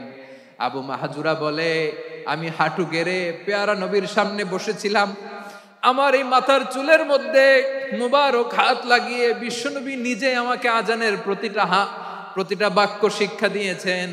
বিশ্বনবীর মোবারক হাত, পবিত্র হাত আমার মাথার চুলের যেই জায়গায় লেগেছে, আমি চাই ওই চুলগুলা নিয়ে আমি আমার কবরের ভিতরে যাব। সাইয়েদনা আবু মাহজুরা রাদিয়াল্লাহু তাআলা আনহু ইন্তেকালের আগের পর্যন্ত মাথার সামনের চুলগুলা কাটে নাই। সামনের চুলগুলো বড় হতে হতে এত বড় ছিল, পেঁচিয়ে রেখে পাগড়ি পরতেন, কাটতেন না। নবীর হাত লেগেছিল। সুবহানাল্লাহ পড়েন। তাহলে what is the lesson? Moral of the story কি? মোরাল অফ দ্য স্টোরি হচ্ছে, আসছিল আজানকে ব্যঙ্গ করার জন্য, বিকৃত করার জন্য, হয়ে গেল মসজিদুল হারামের মুয়াজ্জিন। দেখেন বিশ্বনবী একটা খারাপ সিচুয়েশনের মধ্যে থেকে কি ভালো জিনিস বের করে আনলেন। আমি যে শুরুতে বলেছি কিভাবে তিনি হিউম্যান রিসোর্সকে ডেভেলপ করেছেন, ম্যানেজ করেছেন। তিনি যে চৌকস ট্যালেন্ট হান্টার ছিল, দেখেন সবার মধ্যে থেকে এর বাছাই করে মুয়াজ্জিন বানাই দিয়েছেন। সুবহানাল্লাহ পড়েন। তার মানে এই না সবাইরে ধরে ধরে উনি মুয়াজ্জিন বানাইছেন। যার যেই ট্যালেন্ট আছে তাকে ওই কাজে অ্যাসাইন করেছেন। যার যেই প্রতিভা আছে তার প্রতিভাকে ইসলামের কাজে লাগিয়েছেন। সুবহানাল্লাহ পড়েন। যায়েদ বিন সাবিত রাদিয়াল্লাহু তাআলা আনহু নাম শুনেছেন? যশোর কথা বেরোয় না। যদি জিজ্ঞাসা সালমান খানের নাম শুনছেন, সবাই হাত তুলবে, জি হুজুর শুনছি, মানে সব দেখা শেষ। সালমান খান, আমির খান, অমুক খান, সব খান মুখস্থ, কিন্তু যায়েদ বিন সাবিতের নাম মুখস্থ নাই মুসলমানদের। যেই সাহাবী মাথার সামনের চুল কাটে নাই, মসজিদুল হারামের মুয়াজ্জিন বানাইছেন বিশ্বনবী, সাহাবীর নাম কি? খায়া ফেলাইছে, স্লোগানের সাথে খায়া ফেলাইছে। আবু মাহজুরা। কি নাম? আবু মাহজুরা আল জুমাহি রাদিয়াল্লাহু তাআলা আনহু। এই নামটা আজকে নিয়ে যাইতে হবে যশোর। আবু মাহজুরা রাদিয়াল্লাহু তাআলা আনহু। 2 নম্বরে বলছিলাম যায়েদ বিন সাবিত রাদিয়াল্লাহু তাআলা আনহু। বিশ্বনবী দেখলেন মদিনার এই আনসারী সাহাবী হাইলি ট্যালেন্টেড, ইন্টেলেকচুয়াল, মেরিটোরিয়াস, জ্ঞানের প্রতি তার আকর্ষণ, মারাত্মক আকর্ষণ। বিশ্বনবী তাকে দায়িত্ব দিলেন, কোরআন যা নাজিল হয় তুমি লিখো, কাতিবুল ওয়াহি বানায় দিলেন। সুবহানাল্লাহ। যায়েদ বিন সাবিতরে আবার আজান শিখান নাই, কারণ তার মধ্যে বিশ্বনবী প্রতিভা দেখেছেন, একাডেমিক প্রতিভা। বিশ্বনবীর একাডেমিক প্রজেক্টগুলো তিনি হ্যান্ডেল করতেন। যায়েদ বিন সাবিত ছিল বিশ্বনবীর ব্যক্তিগত সচিব। কি ছিল? ব্যক্তিগত সচিব। বোঝেন নাই? বিশ্বনবীর ব্যক্তিগত সচিব এবং দোভাষী। ইহুদিরা কিছু লিখে দিলে এটার অর্থ বিশ্বনবীরে বুঝায় দিতেন, আবার ইহুদিদের কাছে কিছু লিখতে হলে তিনি লিখে দিতেন। বিশ্বনবী একদিন বললেন, ইন্নী ওয়াল্লাহি মা আমানু ইয়াহুদা আলা কিতাব। ইহুদিরা বুঝি না, আরেক ইহুদি আইনে অর্থ করা লাগে। আবার ইহুদিদের কাছে কিছু লিখে পাঠাইতে চাইলে আমরা তো লিখতে পারি না, ইহুদিরে দিয়ে লেখা লাগে। ওরা যে পয়রা শোনায় লিখে দেয়, আমি ওদের বিশ্বাস করি না। আমার নিজের একজন লোক দরকার। বিশ্বনবী এই যায়েদ বিন সাবেতকে চুজ করলেন ল্যাঙ্গুয়েজের জন্য। উনি বললেন, যায়েদ, তোমার সফট স্কিলকে ডেভেলপ করতে হবে, তুমি হিব্রু ল্যাঙ্গুয়েজ শিখে ফেলো। যায়েদ বিন সাবেত বলল, বিশ্বনবীর মোটিভেশন আর ইন্সপিরেশন পেয়ে আমি 15 দিনে ইহুদিদের এই হিব্রু ল্যাঙ্গুয়েজ শিখে ফেললাম। শুধু শিখে ফেললাম না, হাত্তা হাদিকতু, even I became master in the language. এই ভাষা আমি পারদর্শী হয়ে গেলাম। এরপরে ইহুদিরা চিঠি লিখে পাঠালে আর কোনো ইহুদি ডাকা লাগতো না, আমি নবীর এটার অর্থ শুনে পরে বুঝাই দিতাম। আবার ইহুদিদের কাছে চিঠি লেখা লাগলে আমি যায়েদ বিন সাবেত চিঠি লিখে দিতাম। সুবহানাল্লাহ। দেখেন, এত সাহাবীর মধ্য থেকে বিশ্বনবীর একাডেমিক প্রজেক্ট, ব্যক্তিগত সচিব, দোভাষী হিসেবে তিনি যায়েদ বিন সাবেতের মতো তরুণকে নির্বাচিত করেছেন। কেমন ট্যালেন্ট হান্টার ছিল আমার নবী! সুবহানাল্লাহ পড়বেন না? বিশ্বনবীর ইন্তেকালের পরে সাইয়েদনা আবু বকর রাদিয়াল্লাহু তাআলা আনহু যখন খলিফা হয়ে আসলেন, কোরআনকে সংকলনের দায়িত্ব দেয়া লাগবে, কোন সাহাবীকে দিবেন? সব সাহাবারা মিলে পরামর্শ করলেন। সাইয়েদনা আবু বকর, ওমর সবাই মিলে এই বিশাল কোরআন সংকলনের গুরু দায়িত্ব বিশ্বনবীর ব্যক্তিগত সচিব, বিশ্বনবীর দুভাষী, বিশ্বনবীর সিলেক্ট করাই লোক যায়েদ ইবনে সাবেত রাদিয়াল্লাহু তাআলা আনহুকে দিয়েছে। কোরআনের কপি তো আজকে এখানে রাখে নাই। এই যে আজকের যে কোরআন পড়েন, এটা আগে এরকম ছিল না।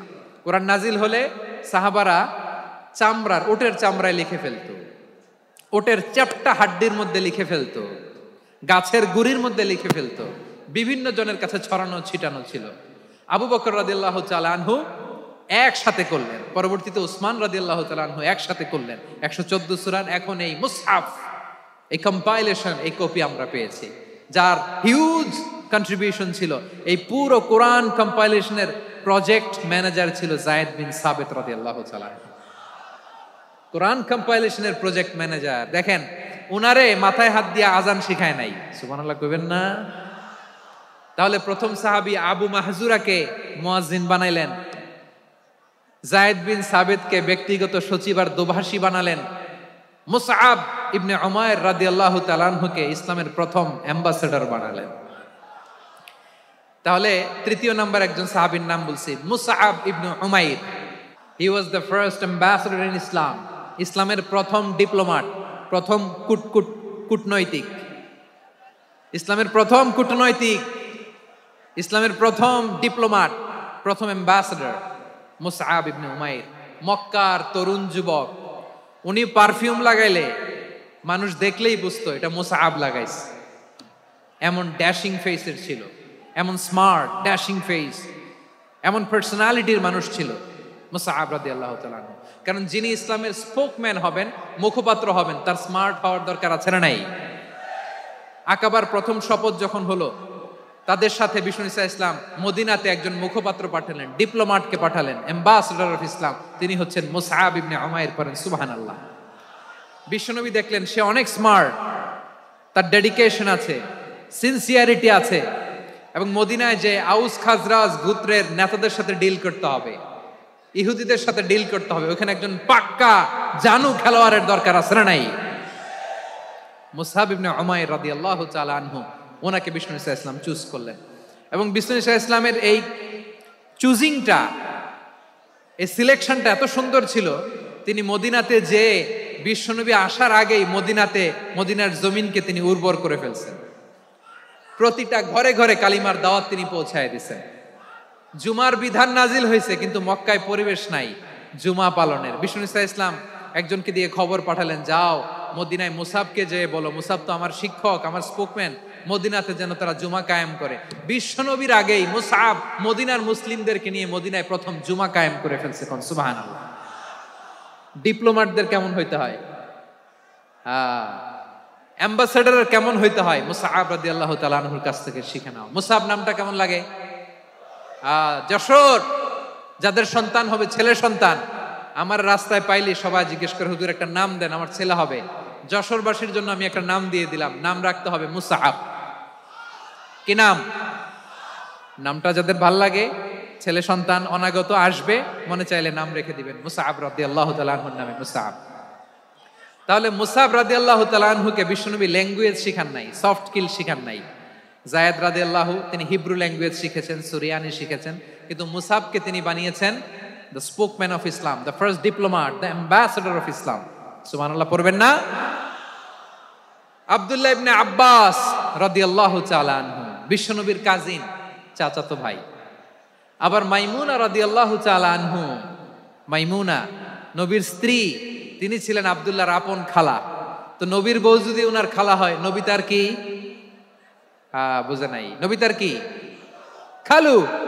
তাহলে সম্পর্ক অনেক গভীর, কাজিন আবার খালু, ছোট্ট মানুষ, তাই রাতে মাঝে মাঝে ঘরে থাকতো। বিশ্বনবী দেখলেন আব্দুল্লাহ যেহেতু আমার ঘরে ঢুকতে পারে, আব্দুল্লাহরে এই উম্মতের বড় শিক্ষাবিদ বানাইতে হবে। কথা বোঝে নাই? আব্দুল্লাহকে কি বানাইতে হবে? শিক্ষাবিদ, এডুকেটর অফ দিস উম্মাহ, এই উম্মার শিক্ষাবিদ বানাইতে হবে। তাই আব্দুল্লাহ ইবনে আব্বাসকে বিশ্বনবী হাতে কলমে শিক্ষা দিয়েছেন। ওনাকে বিশ্বনবী হাতে কলমে শিক্ষা দিয়েছেন, যেহেতু উম্মতের শিক্ষাবিদ হবেন, এডুকেটর হবেন। তো বিশ্বনবী রাতে যখন তাহাজ্জুদ পড়তেন, ছোট্ট আব্দুল্লাহ ঘরে থাকতো। বুঝতে পেরেছেন? ছোট্ট মানুষ তো ঘরে থাকতো। তো বিশ্বনবী তাহাজ্জুদের জন্য একবার দাঁড়িয়েছেন, ছোট্ট আব্দুল্লাহ ওযু করে দাঁড়াইছে।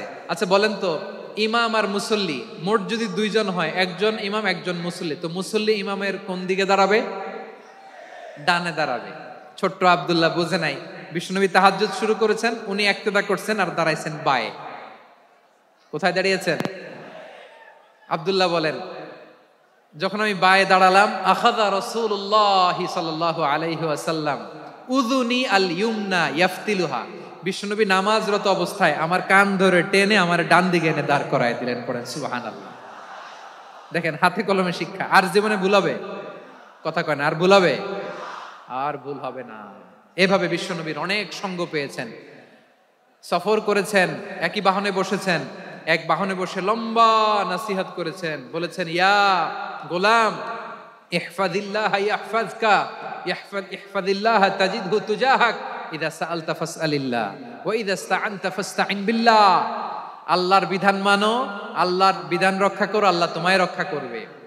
আব্দুল্লাহ, চাইতে হলে আল্লাহর কাছে চাও, সাহায্য চাইতে হলে আল্লাহর কাছে সাহায্য চাও। মনে রাখো, গোটা বিশ্বের সবাই যদি তোমার সাহায্য করতে চায়, ততটুকুই করতে পারবে যতটুকু আল্লাহ তোমার নসিবে রেখেছে।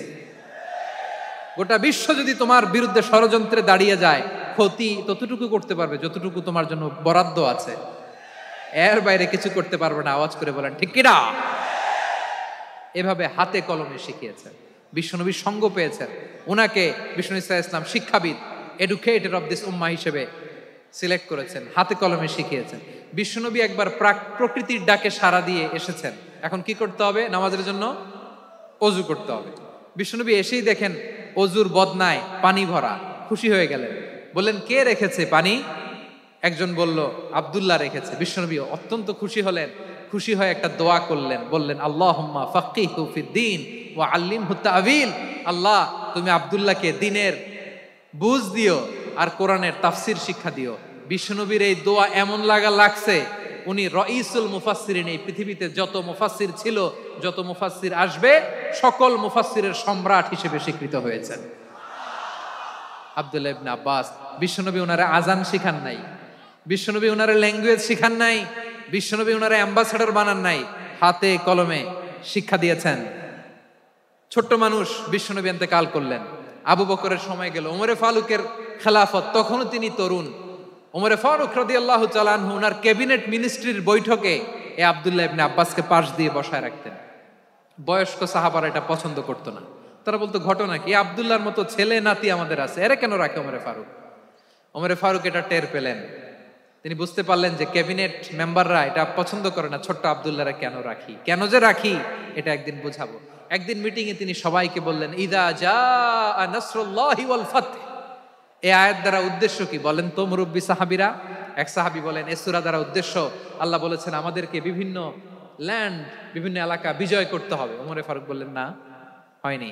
আরেকজন বললেন বিজয় হওয়ার পর আমাদের বেশি বেশি আল্লাহর বরত্বের ঘোষণা দিতে হবে, এটা উদ্দেশ্য। ওমরে ফারুক বললেন, না হয় নাই। যারে জিজ্ঞেস করেন কেউ পারে না। সব শেষে বিশ্বনবী ছোট্ট আব্দুল্লাহরে বলেন, আব্দুল্লাহ, ইদা জা নাসরুল্লাহি ওয়াল ফাত, এর দ্বারা উদ্দেশ্য কি বলো তো? ছোট্ট আব্দুল্লাহ বলেন, হুয়া আজালু রাসূলিল্লাহ। এই আয়াত দ্বারা বিশ্বনবীর বিদায়কে উদ্দেশ্য নেওয়া হয়েছে। ওমরে ফারুক বললেন, হাযা হুয়া, এটাই তো সঠিক উত্তর, এটাই সঠিক তাফসীর এই আয়াতের। কারণ ইদা জা নাসরুল্লাহি ওয়াল ফাত, যখন আল্লাহর সাহায্য আর বিজয় আসবে, ওয়া রাআইতান নাসা ইয়াদখুলুনা ফি দীনিল্লাহি আফওয়াজা, আপনি দেখবেন দলে দলে ঢলে ঢলে বানের পানির মতো মানুষ ইসলামের দিকে ঢুকতেছে, ইসলামের বিজয় হয়েছে। তো ইসলামের বিজয়ের মিশন নিয়ে নবী আসছে, বিজয়ী যখন হয়ে গেছে এখন তো নবীর বিদায় হবে। জোরে বলেন ঠিক কিনা? কোন সাহাবী এই সূক্ষ্ম কথাটা ধরতে পারে নাই, ওই আব্দুল্লাহ ছাড়া। আব্দুল্লাহ যখন উত্তর দিছে, সব সাহাবীদের টনক নড়েছে। এরপর থেকে কোনো ক্যাবিনেট মিটিং এ আর কোনো সাহাবারা কোনো প্রশ্ন করে নাই, আওয়াজ করে পড়েন সুবহানাল্লাহ।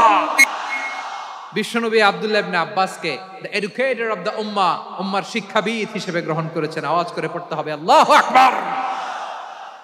সাহাবীদের নামগুলো মনে থাকবে? 1 নম্বরে আবু মাহজুরা, মুয়াজ্জিন বানাইছেন। যায়েদ ইবনে সাবিত, দোভাষী, ট্রান্সলেটর অফ প্রফেট, এবং তিনি ছিলেন বিশ্বনবীর ব্যক্তিগত সচিব। Musab ibn Umair, the first ambassador and diplomat of Islam.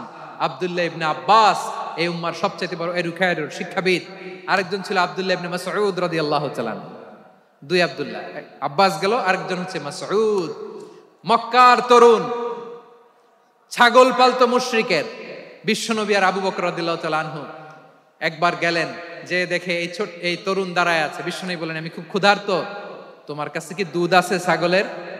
Abdullah ইবনে মাসউদ বলে, আছে।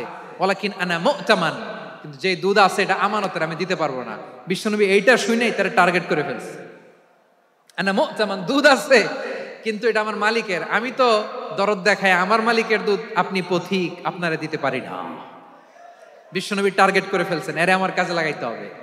বিশ্বনবী বললেন, আচ্ছা ঠিক আছে, দুধ দিও না, কিন্তু এমন ছাগি আছে কিনা যেই ছাগির সাথে কোনো ছাগলের মিলন হয় নাই, তার ওলানে দুধও আসে নাই, বাচ্চাও নাই, এরকম ছাগির থেকে যদি আমি দুধ খাই তাহলে তো সমস্যা নাই। বলতেছে, এরকম ছাগির থেকে দুধ খাইলে সমস্যা নাই, কারণ এরকম ছাগির ওলান থেকে দুধ আসবেও না। বলতেছে, ঠিক আছে, এরকম একটা ছাগি নিয়ে আস। নিয়ে আসা হলো। বিশ্বনবী বিসমিল্লাহ বলে ওই ছাগির ওলানে হাত দিলেন। হাত দিতে দেরি, পুরো ওলানটা দুধে ভরে যেতে দেরি হয় না। বিশ্বনবী আর আবু বকর রাদিয়াল্লাহু তাআলা আনহু দহন করে পেট ভরে খেলেন। এই দৃশ্য আব্দুল্লাহ ইবনে মাসউদের হৃদয়ে দাগ কাটলো। এই মুজিজা দেখে তিনি বললেন, আশহাদু আল্লা ইলাহা ইল্লাল্লাহ ওয়া আশহাদু আন্না মুহাম্মাদুর রাসূলুল্লাহ। তিনি ষষ্ঠ মুসলিম ছিলেন, 6 নম্বর মুসলমান। ওনাকে টার্গেট করে বিশ্বনবী দেখলেন এমন ইন্টেলেকচুয়াল ব্রেন, উনি সূক্ষ্ম সূক্ষ্ম জিনিস বুঝে বেশি, ফিকহি জ্ঞান ওনার মধ্যে বেশি। বিশ্বনবী ওনাকে কোরআনের জ্ঞান শিক্ষা দিতে লাগলেন। উনি বিশ্বনবী সবার কাছে কোরআন শোনায়, কিন্তু বিশ্বনবী নিজে আব্দুল্লাহ ইবনে মাসউদের কাছ থেকে কোরআন শুনতো। বিশ্বনবী একবার বললেন, ইকরা আলাইয়া ইয়া মাসউদ। ইবনে মাসউদ, একবার শোনাও তো কোরআন দেখি। আব্দুল্লাহ ইবনে মাসউদ বলে, আকরাউ আলাইকা ওয়া আলাইকা উনজিল। নবী, আপনার উপর কোরআন নাজিল হয় আর আমি আপনার সামনে কোরআন পড়বো? বিশ্বনবী বললেন, ইন্নী উহিব্বু আন আসমাআহু মিন গায়রি। আমি নিজে পড়তে যেমনি ভালোবাসি, অন্যে পড়ুক আমি শুনবো, এটাও আমি ভালোবাসি। সূরা নিসা তিনি তেলাওয়াত করে শুনিয়েছেন। এমন সূক্ষ্ম সূক্ষ্ম বিষয় বিশ্বনবী ওনাকে ধরিয়ে দিয়েছেন। উনি হয়ে গিয়েছেন, আব্দুল্লাহ ইবনে আব্বাস হয়েছেন রাইসুল মুফাসসিরিন, উনি হয়ে গিয়েছেন ফাকিহুল উম্মাহ।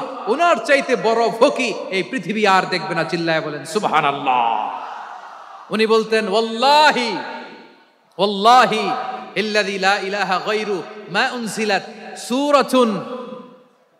উনজিলাত সূরাতুন ইল্লা ওয়া আনা আ'লামু আইনা উনজিলাত ওয়া ফীমা উনজিলাত।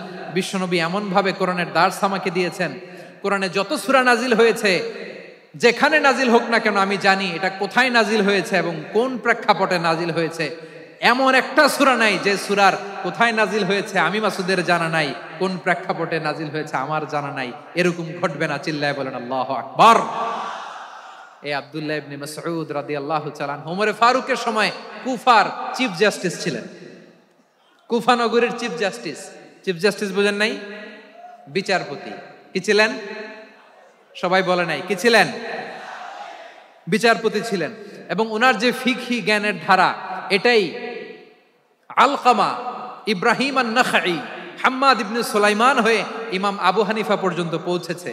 এবং ওনার ফিকহি জ্ঞানের ধারাই হানাফি মাযহাবে অ্যাকসেপ্ট হয়েছে। আজও এগুলো হানাফি মাযহাবে চর্চিত হয়। হানাফি মাযহাবের সব ফিক আব্দুল্লাহ ইবনে মাসউদের ফিকহি জ্ঞানের ধারা থেকে নেওয়া হয়েছে। চিল্লায় পড়েন সুবহানাল্লাহ। তাহলে উনাকে বিশ্বনবী বানিয়েছেন জুরিস্ট, আইনবিদ, ফকিহ। উনারে আজান শিখান নাই। হিউম্যান রিসোর্স ডেভেলপমেন্ট কিভাবে করবেন, মানব সম্পদের উন্নয়ন কিভাবে করতে হয়, কিভাবে যার যেখানে প্রতিভা কাজে লাগাতে হয় উনি দেখিয়েছেন। সুবহানাল্লাহ পড়বেন না? খালিদ বিন ওয়ালিদ নাম শুনছেন? কে কে শোনেন নাই হাত তোলেন। কি ছিলেন? বীর যোদ্ধা ছিলেন খালিদ বিন ওয়ালিদ। কিন্তু তিনি ইসলাম ধর্ম গ্রহণ করেছেন অনেক দেরিতে, 8ম হিজরিতে। তার মানে 8ম হিজরির আগে উনি মুশরিকদের পক্ষে লড়াই করেছেন। ওনার হাতে কত মুসলিম সাহাবী যে নিহত হয়েছে হিসাব নাই। বিশ্বনবী টার্গেট করে রাখছে, তুমি আমাদের মুসলিমদের এত ক্ষতি করলা, তুমি যখন মুসলমান হবা তোমার দিয়ে আমি এমন কাম করামু যে এটা আর কেউ করতে পারবে না। বসুন। খালিদ বিন ওয়ালিদ রাদিয়াল্লাহু তাআলা আনহু 8ম হিজরিতে মুসলিম হয়েছেন, মক্কা বিজয়ের আগে। তো মক্কা বিজয়ের আগে যখন মুসলিম হয়েছেন, এর আগে কি করছেন? কাফিরদের সাথে যুদ্ধ করেছেন। উনি উহুদের যুদ্ধে মুসলমানদের যে পরাজয় ভাব, কঠিন পরিস্থিতির মুখোমুখি উনার কারণে পেছন থেকে এমন আতর্কিত আক্রমণ করেছেন, মুসলমানদেরকে কচুকাটা করেছেন। 8ম হিজরিতে আল্লাহ তাআলা হেদায়েতের নূর দিয়ে ওনার হৃদয়টাকে উজালা করে দিলেন। লা ইলাহা এটা এমন বাণী যার হৃদয়ে একবার টাচ খাবে, এইটা থেকে সে আর পালিয়ে বেড়াতে পারে। ঝিনুকের ভেতর লুকিয়ে থাকে যেমন মতি, ঝিনুকের ভেতর লুকিয়ে থাকে যেমন মতি, কলমা শাহাদাতে আছে আল্লাহর জ্যোতি, কলমা শাহাদাতে আছে আল্লাহর জ্যোতি। ঠিক কিনা বলেন? মক্কা বিজয়ের আগে মুসলিম হলেন, হওয়ার পরেই বিশ্বনবীর টার্গেট ফুলফিল হলো। ওই যে টার্গেট করে রেখেছেন আর দোয়া করেছেন, খালিদ বিন ওয়ালিদ যদি মুসলিম হয় তাকে আমি মিলিটারি চিফ বানাবো। ওনাকে আজান শিখান নাই, ওনারে কান ধইরা নামাজের এই মাথা থেকে ওই মাথা আনান নাই, ফিকহি কোরআনের সূক্ষ্ম তাফসীর ওনারে শিখান নাই, অ্যাম্বাসেডর বানান নাই। বিষ্ণু ইসলাম উনাকে সামরিক অভিযানে প্রেরণ করেছেন। সামরিক অভিযানে তিনি প্রেরণ করেছেন। উনার জীবদ্দশায় উনার নেতৃত্বে যতগুলো যুদ্ধ হয়েছে, একটা যুদ্ধেও তিনি পরাজয় বরণ করেন নাই। ওমরে ফারুকের সময়কালে তিনি চিফ অফ মুসলিম মিলিটারি মানে মুসলিম সেনাপতি হয়েছেন। যশোর আওয়াজ করো, ঠিক কিনা বলো? সেনাপতি, মুসলিম সেনাপতি। তাহলে কিভাবে হিউম্যান রিসোর্স ব্যবহার করতে হয় গোটা বিশ্ব আমার নবীর কাছ থেকে শিখে না। খালিদ বিন ওয়ালিদ, ওনাকে বিশ্বনবী একটা উপাধি দিয়েছেন। উপাধিটা হচ্ছে সাইফুল্লাহিল মাসলুল, আল্লাহর নাঙ্গা তরবারি, আল্লাহর খোলা তরবারি, দ্য ওপেন সোর্ড অফ আল্লাহ। খালিদ বিন ওয়ালিদ মুসলিম সেনাপতি। হাসান বিন সাবেত নাম শুনছেন? দেখি উনি কি ছিল বলেন। রাসূলের সভা কবি, কালচারাল হিজিমনিকে ডিফিট করার জন্য উনি ভালো অস্ত্র চালানো জানতেন না, ওই কাজে উনি যেতেন না। ওনার ছিল কাব্য প্রতিভা। কাফিররা কবিতা দিয়ে নবীকে গালি দিত। বিশ্বনবী বলতেন, ইয়া হাসান আজিব আন রাসূলিল্লাহ, তুমি নবীর হয়ে কাফেরদের এই কথাগুলোর জবাব দাও। বিশ্বনবীর একটা মিম্বার ছিল। বিশ্বনবীর মিম্বারের পাশাপাশি মসজিদে নববীতে এই হাসান বিন সাবেতের জন্য বিশ্বনবী একটা স্পেশাল মিম্বার বানিয়ে দিয়েছেন। এখান থেকে তুমি জবাব দাও। এবং বিশ্বনবী বলেছেন, আল্লাহুম্মা আইয়িদহু বিরূহিল কুদুস। আল্লাহ, হাসান আমার পক্ষে জবাব দেয়, তুমি জিব্রাইল মারফত তাকে সাহায্য পাঠাইয়া দিও। রাসূল সাল্লাল্লাহু আলাইহি ওয়াসাল্লামের সভা কবি, the poet of the prophet, নবীর কবি। উনি কবিতা দিয়ে এমন উচ্চাঙ্গের ভাষায় কবিতা দিয়ে তিনি জবাব দিতেন, কাফিরদের গা শিহরে যেত, তাদের হৃদয়ে আগুন ধরে যেত। তাহলে এরকম কবিরও দরকার আছে না নাই? এখন যাকে আল্লাহ দিছে কাব্য প্রতিভা, এরা যদি আপনি যুদ্ধের ময়দানে পাঠান হবে? যারে দিছে সুরেলা গলা, এরা যদি অ্যাম্বাসেডর বানান হবে না। হাসান বিন সাবেত ছিলেন বিষ্ণু ইসলামের কবি। হুযায়ফা ইবনুল ইয়ামান বিশ্বনবীর গোয়েন্দা বিভাগের প্রধান। কিসের প্রধান? হুযায়ফা ইবনুল ইয়ামান। ওনার ছিল ডিটেকটিভ মাইন্ড। ডিটেকটিভ মাইন্ড, গোয়েন্দা বিভাগের প্রধান, এবং উনি হচ্ছেন সাহিবু সিররি রাসূলিল্লাহ, রাসূল সাল্লাল্লাহু আলাইহি ওয়াসাল্লামের গোপন তথ্যের ধারক বাহক। নবীর যেই কথা কেউ জানে না সব হুযাইফার পেটের ভিতরে ছিল। সুবহানাল্লাহ পড়েন।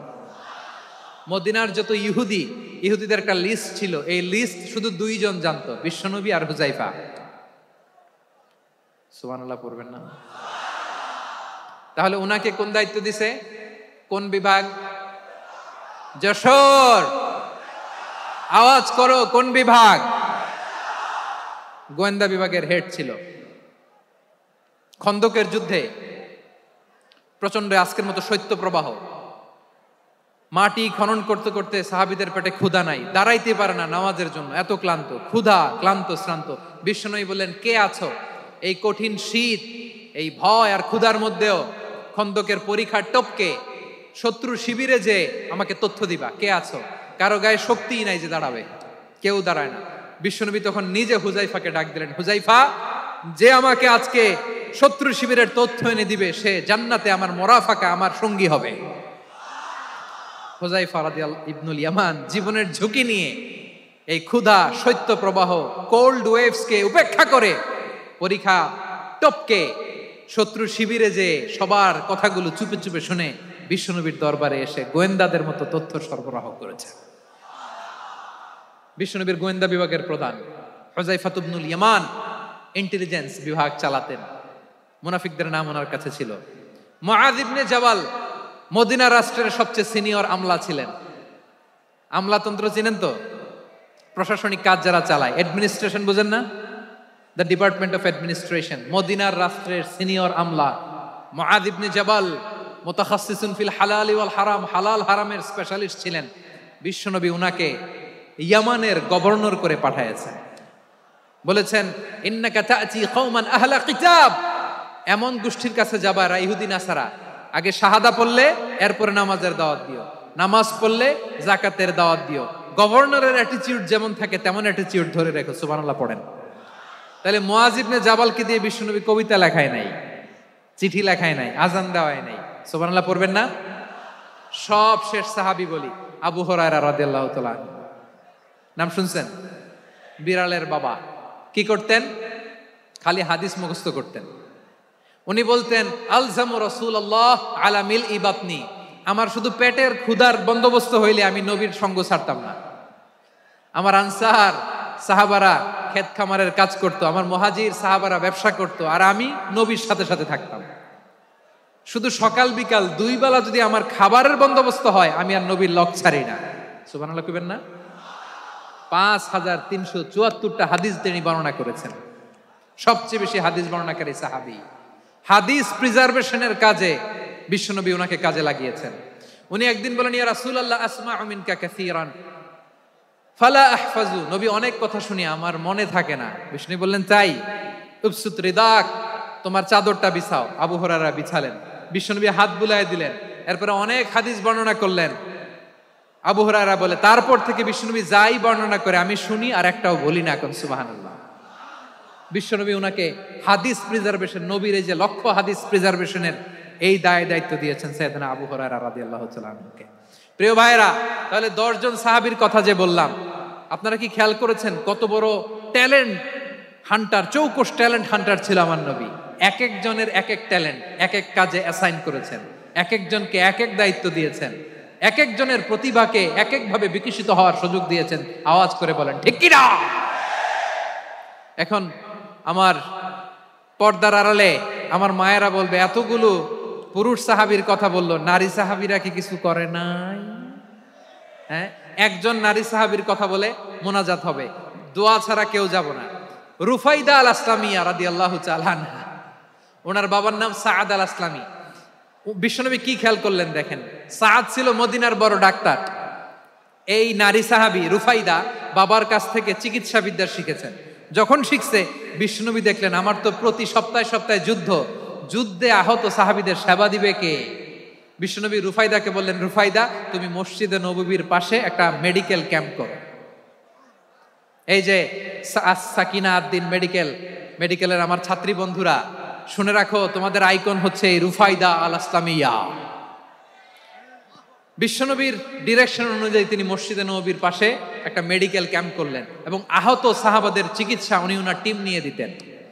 বিশ্বনবীর পরামর্শে উনি আনসারি এবং মুহাজির মহিলা সাহাবীদেরকে নিয়ে একটা স্পেশাল মেডিকেল টিম গঠন করলেন।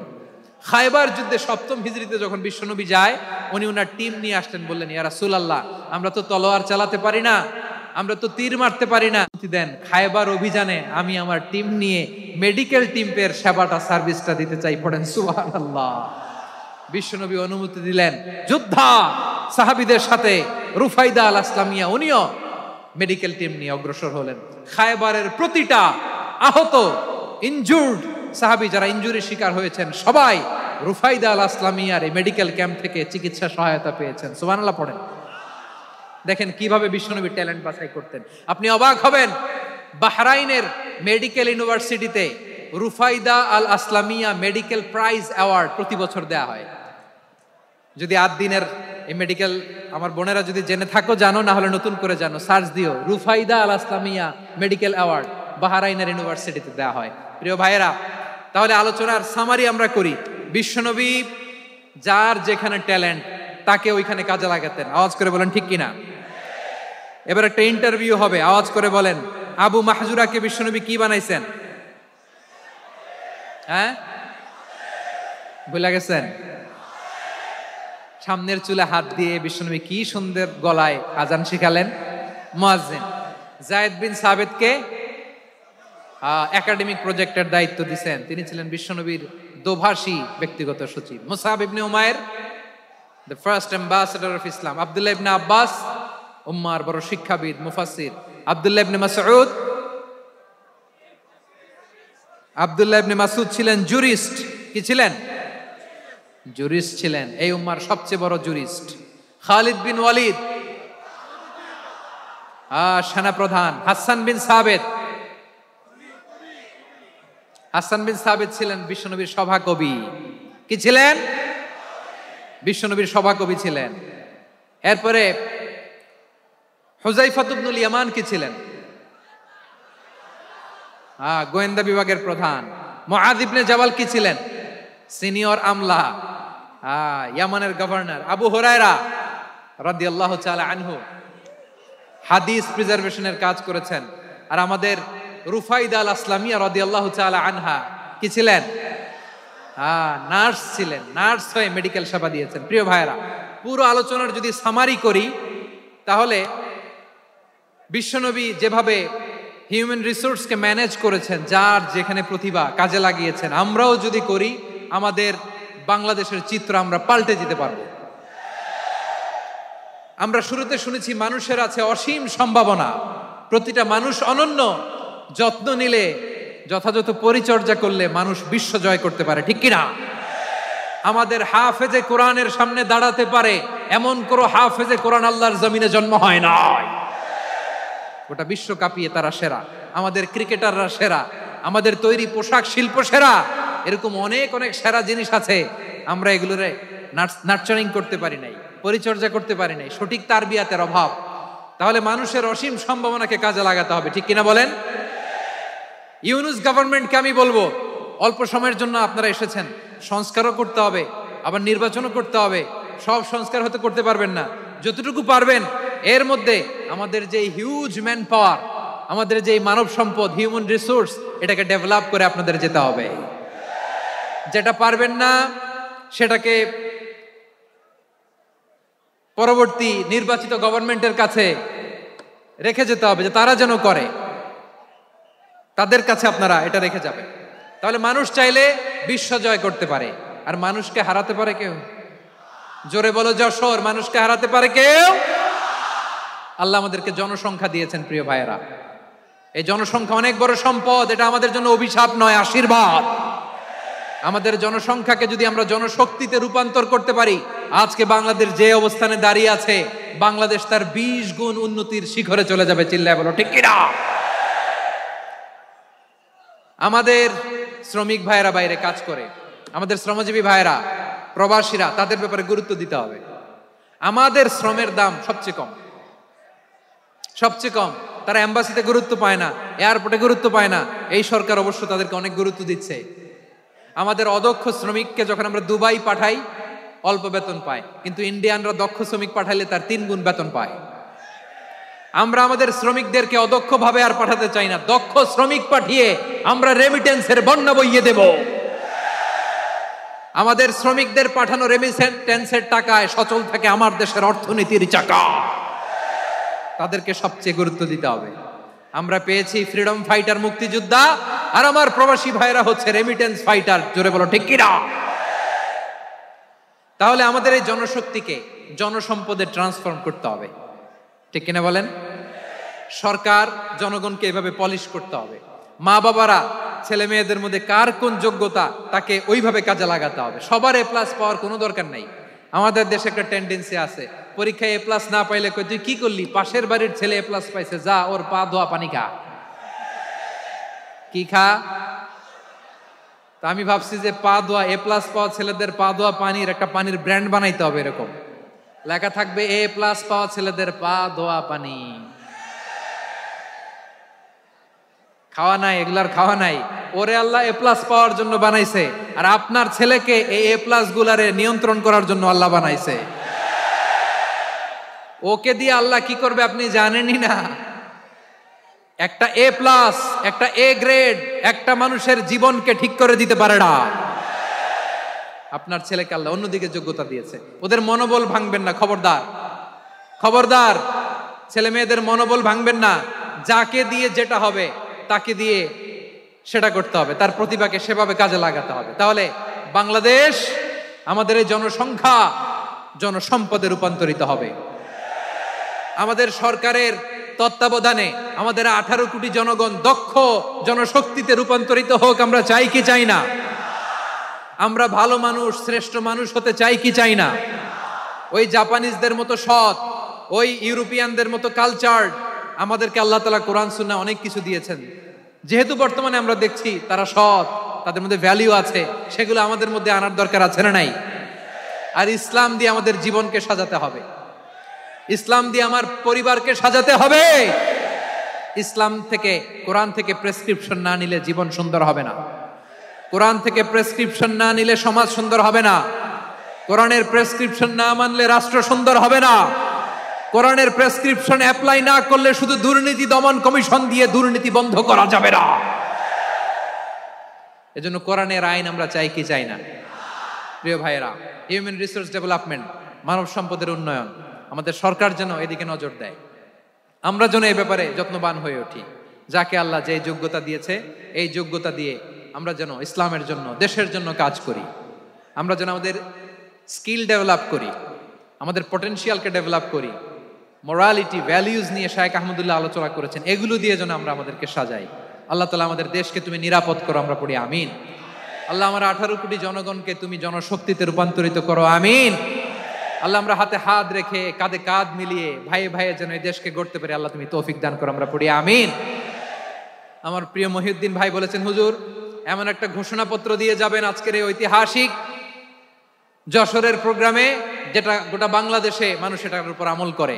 আমি যে কথাটা বলেছি এটাই, আসুন আমরা আমাদের জনসংখ্যাকে জনসম্পদে ট্রান্সফর্ম করি। আমাদের জনসংখ্যাকে আমরা যেন জনশক্তিতে রূপান্তরিত করি। জনসংখ্যাকে ট্রান্সফর্ম করে জনশক্তি দিয়ে আমরা যেন আগামীর বাংলাদেশ, স্বাধীন বাংলাদেশ 2.0 কে গড়ে তুলি। আল্লাহ তাআলা আমাদের সবাইকে কথাগুলো বোঝার, আমল করার তৌফিক দান করুন।